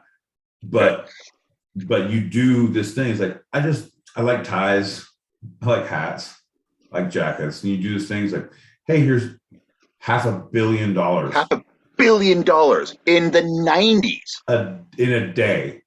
Yeah. You're like, well, it's not fuck you money, it's fuck everybody money. Yep. From a poor Jewish immigrant from the Bronx, who is a second generation born in the Bronx. Fantastic. Boogie down Bronx, baby. Bro, I'm saying. Oof. So I was on a tangent, and I know this is a little bit of time travel. I know you hate that, but I wanted to just have that line of thought. Ralph married Ricky Ann Loewer, Loew beer, like the beer, BER, and we're married ever since. It's his only wife. They had 3 children. They have 3 children: Andrew, Dylan, and David. Andrew is an actor and film producer. David contributes to his father's store. He's the only one in the business, though Ralph has expressed that he wants all of his children to follow on the line, but David's the one. And the sister, Dylan, is the owner of Dylan's Candy Shop, a candy bar, Dylan's Candy Bar in New York City. I've been to that place several times. It's in the Lower East Side. It's fantastic. It's a great bar. And it belongs to Ralph Lauren's daughter. It's Loewer's wife, Loewer's daughter. Ricky Ann Loewer and Ralph Lauren. Yeah, it's their daughter. Yeah. But I mean, she claims Loewer because she needs to have the candy bar the right way. And the thing is, she was like, originally she was Lowenbrow, but when they moved to the United States on Ellis Island, she's like, call me Loewer. Some of her relatives survived, smuggled the recipe in ways we won't even talk about, but hence Lowenbrow, hence Loewer. She's actually Australian, but she could never handle her mid-strength beers. That's a fucking mid-strength. That's a medium-strength beer right there. Fuck yeah. All right. Good on you. So this is an interesting thing that I knew about with most houses, but didn't know that Ralph Lauren was an exception. Unlike most fashion houses, Polo and Ralph Lauren are inseparably tied. Ralph Lauren, the designer. So many of the designers that you know as names today have no connection, even if they're alive, have had no connection with their houses because they just sold them off. Like Alexander McQueen is still producing today, and he's been dead for several years, right? Kate Spade recently passed a couple years ago, but she hadn't owned the company for 10 and had no connections to it for 10 plus years before that. He is completely tied to his company. Quote, a lot of what you see in the clothes and stores comes literally from my father's life, says David. The man himself is self-deprecating about his contribution to the 20th century fashion scene. Lauren, quote, I don't think I created fashion, he says. I don't know what original means. I think I made a mark, a niche that was a little distinctive for what it is personal. That's just crazy, man. I wonder how much grinding he had to do, you know, like early on when you're in the army, you're just like making ties, right? Yeah. That's for your fellow soldiers. Yeah, it's like at that point it's a hobby. Or necessity, I mean? Right? To block your neck, right? Well, it's not even a necessity, but it's a hobby. Like, yeah, instead of that, like, let me do this. Like, it's fun for me. I know people who make jewelry or like who like play music or who read. Like, it's a hobby. Like, oh, let me make this fucking tie. Let me do this thing. I got an hour. I can crochet a cap. I'm doing this thing. Right. Cool. You do it, and all of a sudden, I'm now a multi-millionaire. What? Because of this? I'm going to get the army to stop camouflaging. If you're in war, you need to clash. Tell people you're angry. And I don't have this written down, but because you're bringing it up, it reminds me. So he's a poor kid from the Bronx who's into fashion, and during the army decides that that's where he wants to go. And he's a straight man, but like the backlash that I'm sure he had to deal with as a young straight man who is like, I'm a fashion designer. You're a what? You're a poof? No, I am a fashion. I don't need to prove myself to you. And he didn't back off. He didn't say, you know what, I'm going to hide this. I'm gonna not go professional, right? But what I feel like there's a story there because I want to know, because if you're in the army in that time during that period, you're either a fucking badass and you can do whatever the fuck you want. Like, okay, yeah, do some ties, no one fucks with him. Or, like, and you're in like in the cellar, like, oh, here's your little peeled potatoes.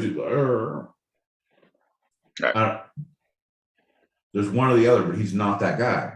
You know what I mean? You don't come out like that.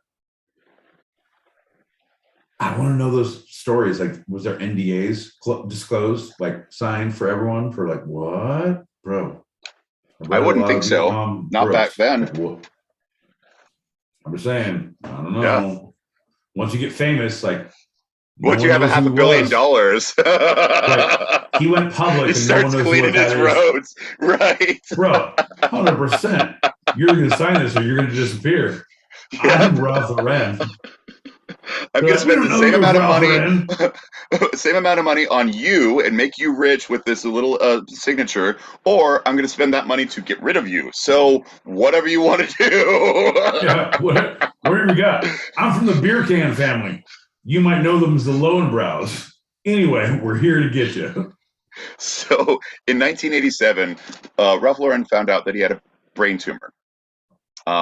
It was non-cancerous, but needed to be removed so it wouldn't grow and he would die. So they removed it, and in the same year he recovered from the surgery. So kind of hardcore in many different ways. In 1998, Lauren announced that his company would donate $13 million to the Smithsonian Institute in D.C., mainly to preserve the original American flag that inspired the writing of the Star-Spangled Banner in 1812. Hold up. They were going to give 13 million to the Smithsonian to mainly preserve the original flag. Yeah. All right. So I feel like this is a great time to talk about inflation, because I feel like it most could cost like 4, like 7. Bro, you know what we could do with those millions, John? I'm just saying, he got hoodwinked. Man, they're using that shit on coffee creamers and all their fucking garbage disposal costs. Like, nope. Smithsonian. Betsy Ross would be turning over in her grave. That's all I'm saying. So that same year, he was honored for his efforts to raise money for research into a cure for breast cancer.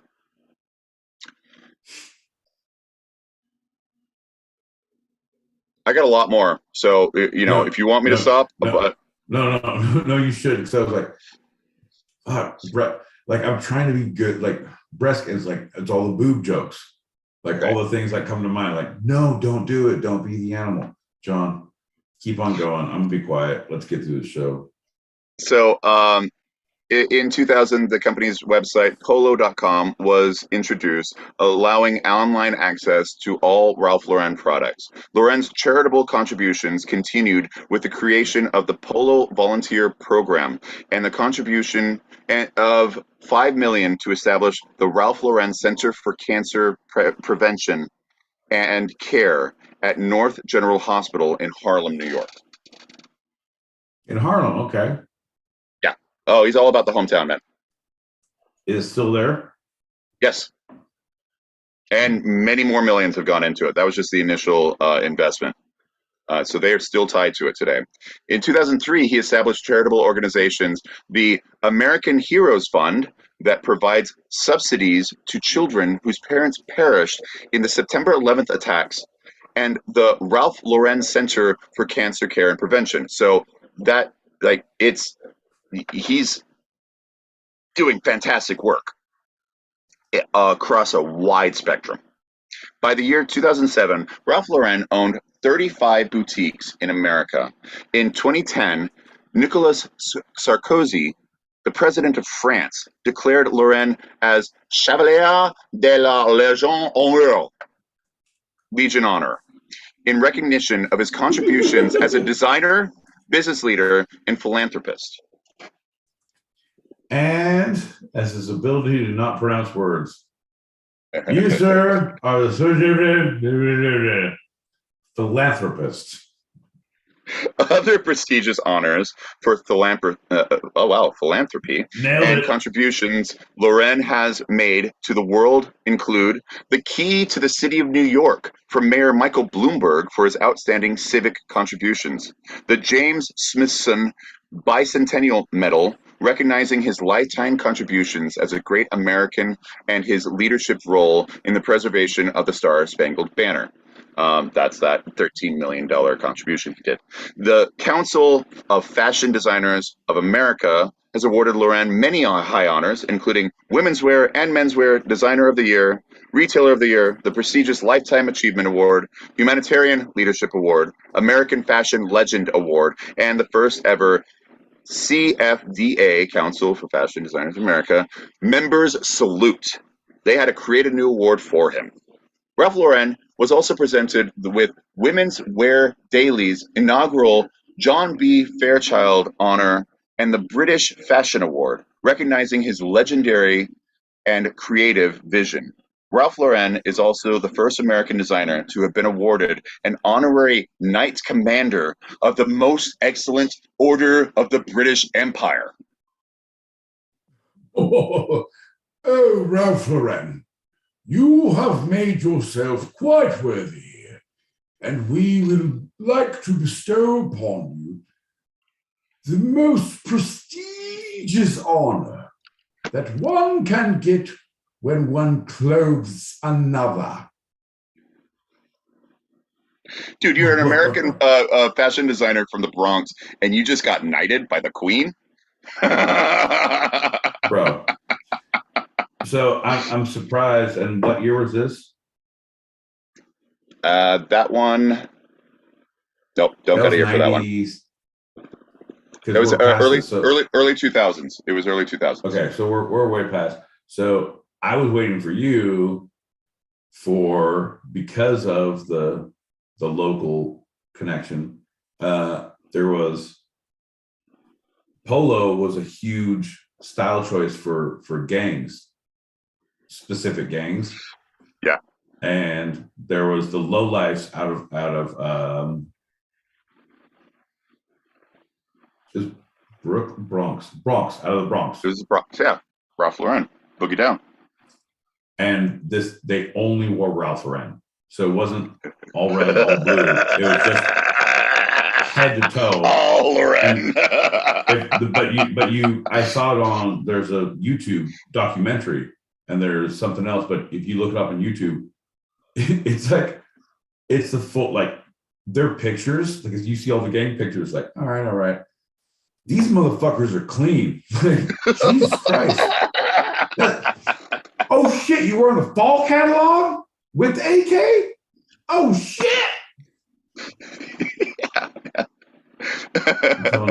I'm telling you what. Look that up, because I have a couple of Ralph Lauren's. I'm like, I'm gonna have to wear one. I'll button a shirt up. I'll wear a hoodie over it. And just have like tails hanging out. But whatever. If I get strip shirts, people will know.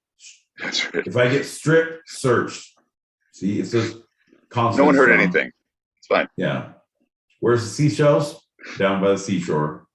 Tell them again. So, the only Ralph Lauren I ever had growing up was definitely from the Goodwill.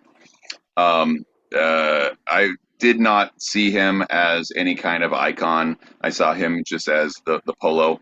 I didn't get it. My friend, our friend Bridget, who's a fashion designer here in the city, a couple months ago, she's like, "Hey, you know Ralph Lauren?" I was like, "Yeah. I don't wear his clothes really. Why?" She's like, "No, he's awesome. He's an amazing person.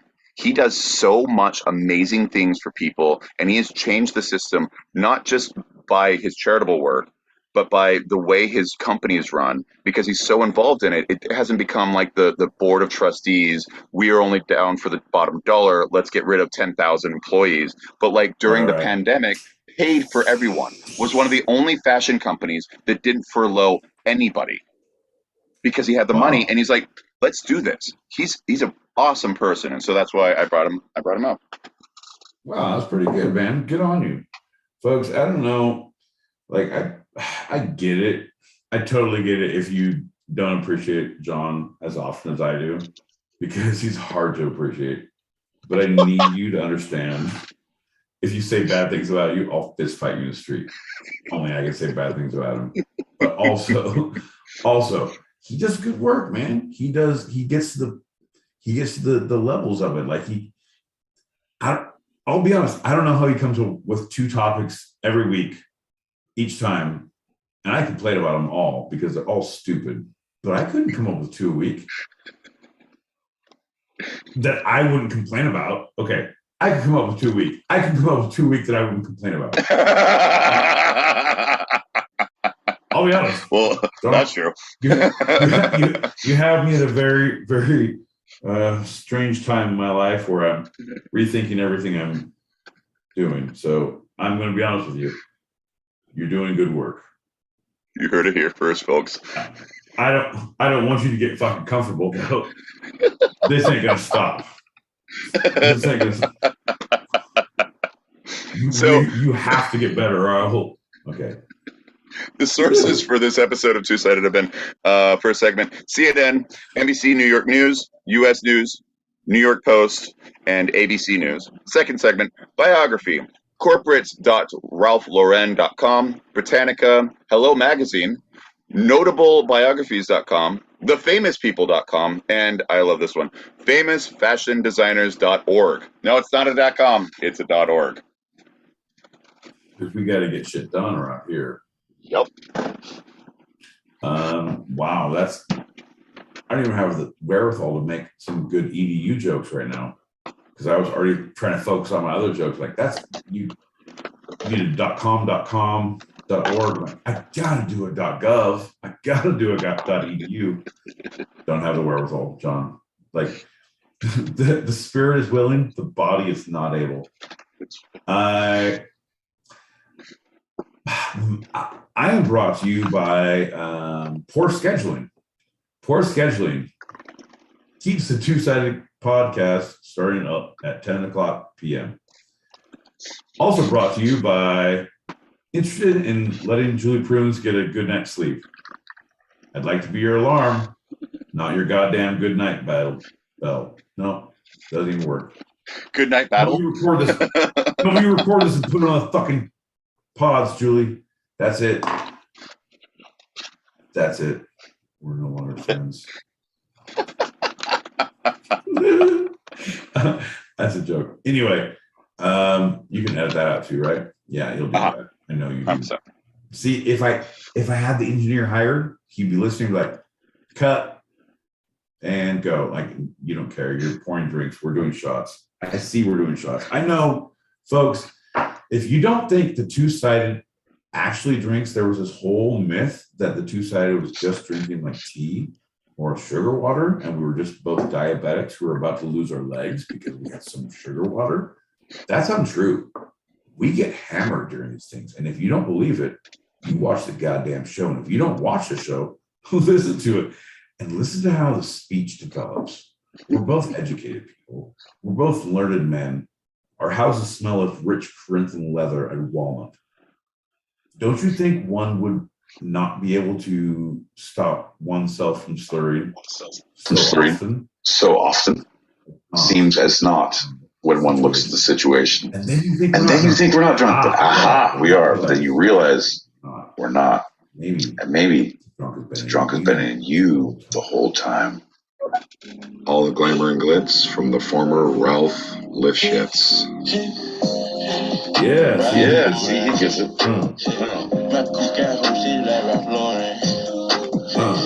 Walking on this now it's storming. All this codeine I don't pouring. That's awesome.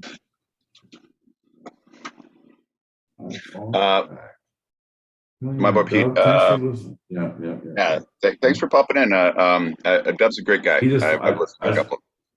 I just got to follow him, so I follow him back. I'm like, is that how it works? Are we dating now? I don't know. We got some hearts. I think that's the case. My boy Pete, before we head out, and while we do the shot, is there anything from this episode you'd like to take a second glance at, a second look, a second thought, a second opinion? This is Pete's Retraction Corner. Oh, John, yes. I'm so glad you mentioned that. There's so much I would like to take a second glance at, a second look, a second take. One, I would like to eat more carbs throughout the day to carbo load for the big race before I drink like a fucking maniac with you and put it on the air that I know you're going to edit out and that it's going to be out in the public forever, that I'll never be able to run for public office. John, I could have made a change in my community. I could have been a comptroller. John, I could have been a councilman, if not something good. School board, a superintendent of some sort. But no, John can't edit, so everyone knows I get shithoused. Thanks, John. And that's the way the cookie crumbles. You're welcome, buddy. Hey, pal. Glad to be here with you Thursday. 8 p.m. Pacific, 11 p.m. Eastern, regularly. Esther. Fucking Esther. Are we doing Bible verses now? Esther, Song of Solomon. All right, folks, ladies and gentlemen, we are going to be doing our two-sided green room here right after this shot, which will be in the same room. You will not go anywhere. I promise you, we've worked this out. That's but right. We were doing shots right now. We're getting up to YouTube's. Bink. Bink, bink, bink. Cheers. I'm going to do my little spiel, and we'll get out. No, you're gonna wait for a goddamn second. Oh, because I need you to look at the fucking chop it up of the thing. Like, I just need everyone on the YouTubes to know who's watching. Thank you so much. Hit that subscribe, hit that like, hit that follow button. We often don't read your text because we never learned to read. We had 3 family members who were hooked on phonics, and we saw how it ruined their life.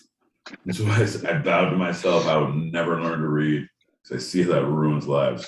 I will not be hooked on anything. I'm a free spirit. Hooked on Poenix? What does that mean? I don't know what peas are. Anyway. Speaking of that, you can never run for public office, but you can apply for the rigorous interview process to be my personal alarm, says Julia on the YouTubes. And we got a message. Oh, you can play the message. Oh, you can play the message. Well, the whole thing is if you're a good alarm, you never stop auditioning. And I feel like that would give me the job right there. Every morning's a good morning. Brrr, brrr. Put them where you need them. John L. Peacock, Esquire, and Future Pete. Keep your jack in the back of the Cadillac. Yeah. Woo! Stay limber. My man, Dub. Woo-hoo. See? Thanks, Dub. Yeah. I don't know, man. Like, I feel like instead of sponsoring like homeless animals or like orphan kids in other countries, I need to sponsor you and your sound effects and like fucking shit for just $1 a month. For $1 a month, you two could get all the stupid shit that doesn't make it on this show. What does that mean? You mean there's more? Oh, folks, there's so much more. I shit you not, we are live on video like 6 hours a week, and we put up so much stupid bullshit. If you like what you heard, you can't believe you've seen it, you don't understand why we're here, folks, we are the Two-Sided. We are here Tuesdays, Thursdays, 8 p.m. Pacific, 11 p.m. Eastern, mostly. But if we're not, we're going to tell you. But follow us, like us, subscribe to us, bow down to us, back into my goddamn brand. And if you want to join us on Tuesday on the Stereo app, or you want to throw some topics out there for our Thursday show, email twosidedpod@gmail.com. That's TWO sidedpod@gmail.com. And for those listening, gmail.com. Those listening live on the Stereo app, stick around right now in this room for a continued chat in our green room for our after show wind down. That's a wrap for tonight. I'm John L. Peacock out in Brooklyn, New York. And I'm my boy Pete, and I don't have a great script written like John in Southern California. And this was our show. You can eavesdrop wherever you get your podcast and even join us live, both on our YouTube channel, handle @2sidedpod, TWO sided pod, all one word, and the Stereo app every Thursday, 8 p.m. Pacific, 11 p.m. Eastern, most of the time, as we talk about the two sides of life, the serious and the fun, here on Two-Sided. We did it. Hey, love you, Pete. Woo! God damn it. All right, John. All right, good game, man. Fucking hit the showers. Wait, what the fuck? I thought the game was over. Oh, I'm still playing? Oh, this is the credits. This is where we see the producer and the engineer and the actors. Oh, but there's no engineer or producer because we haven't hired one.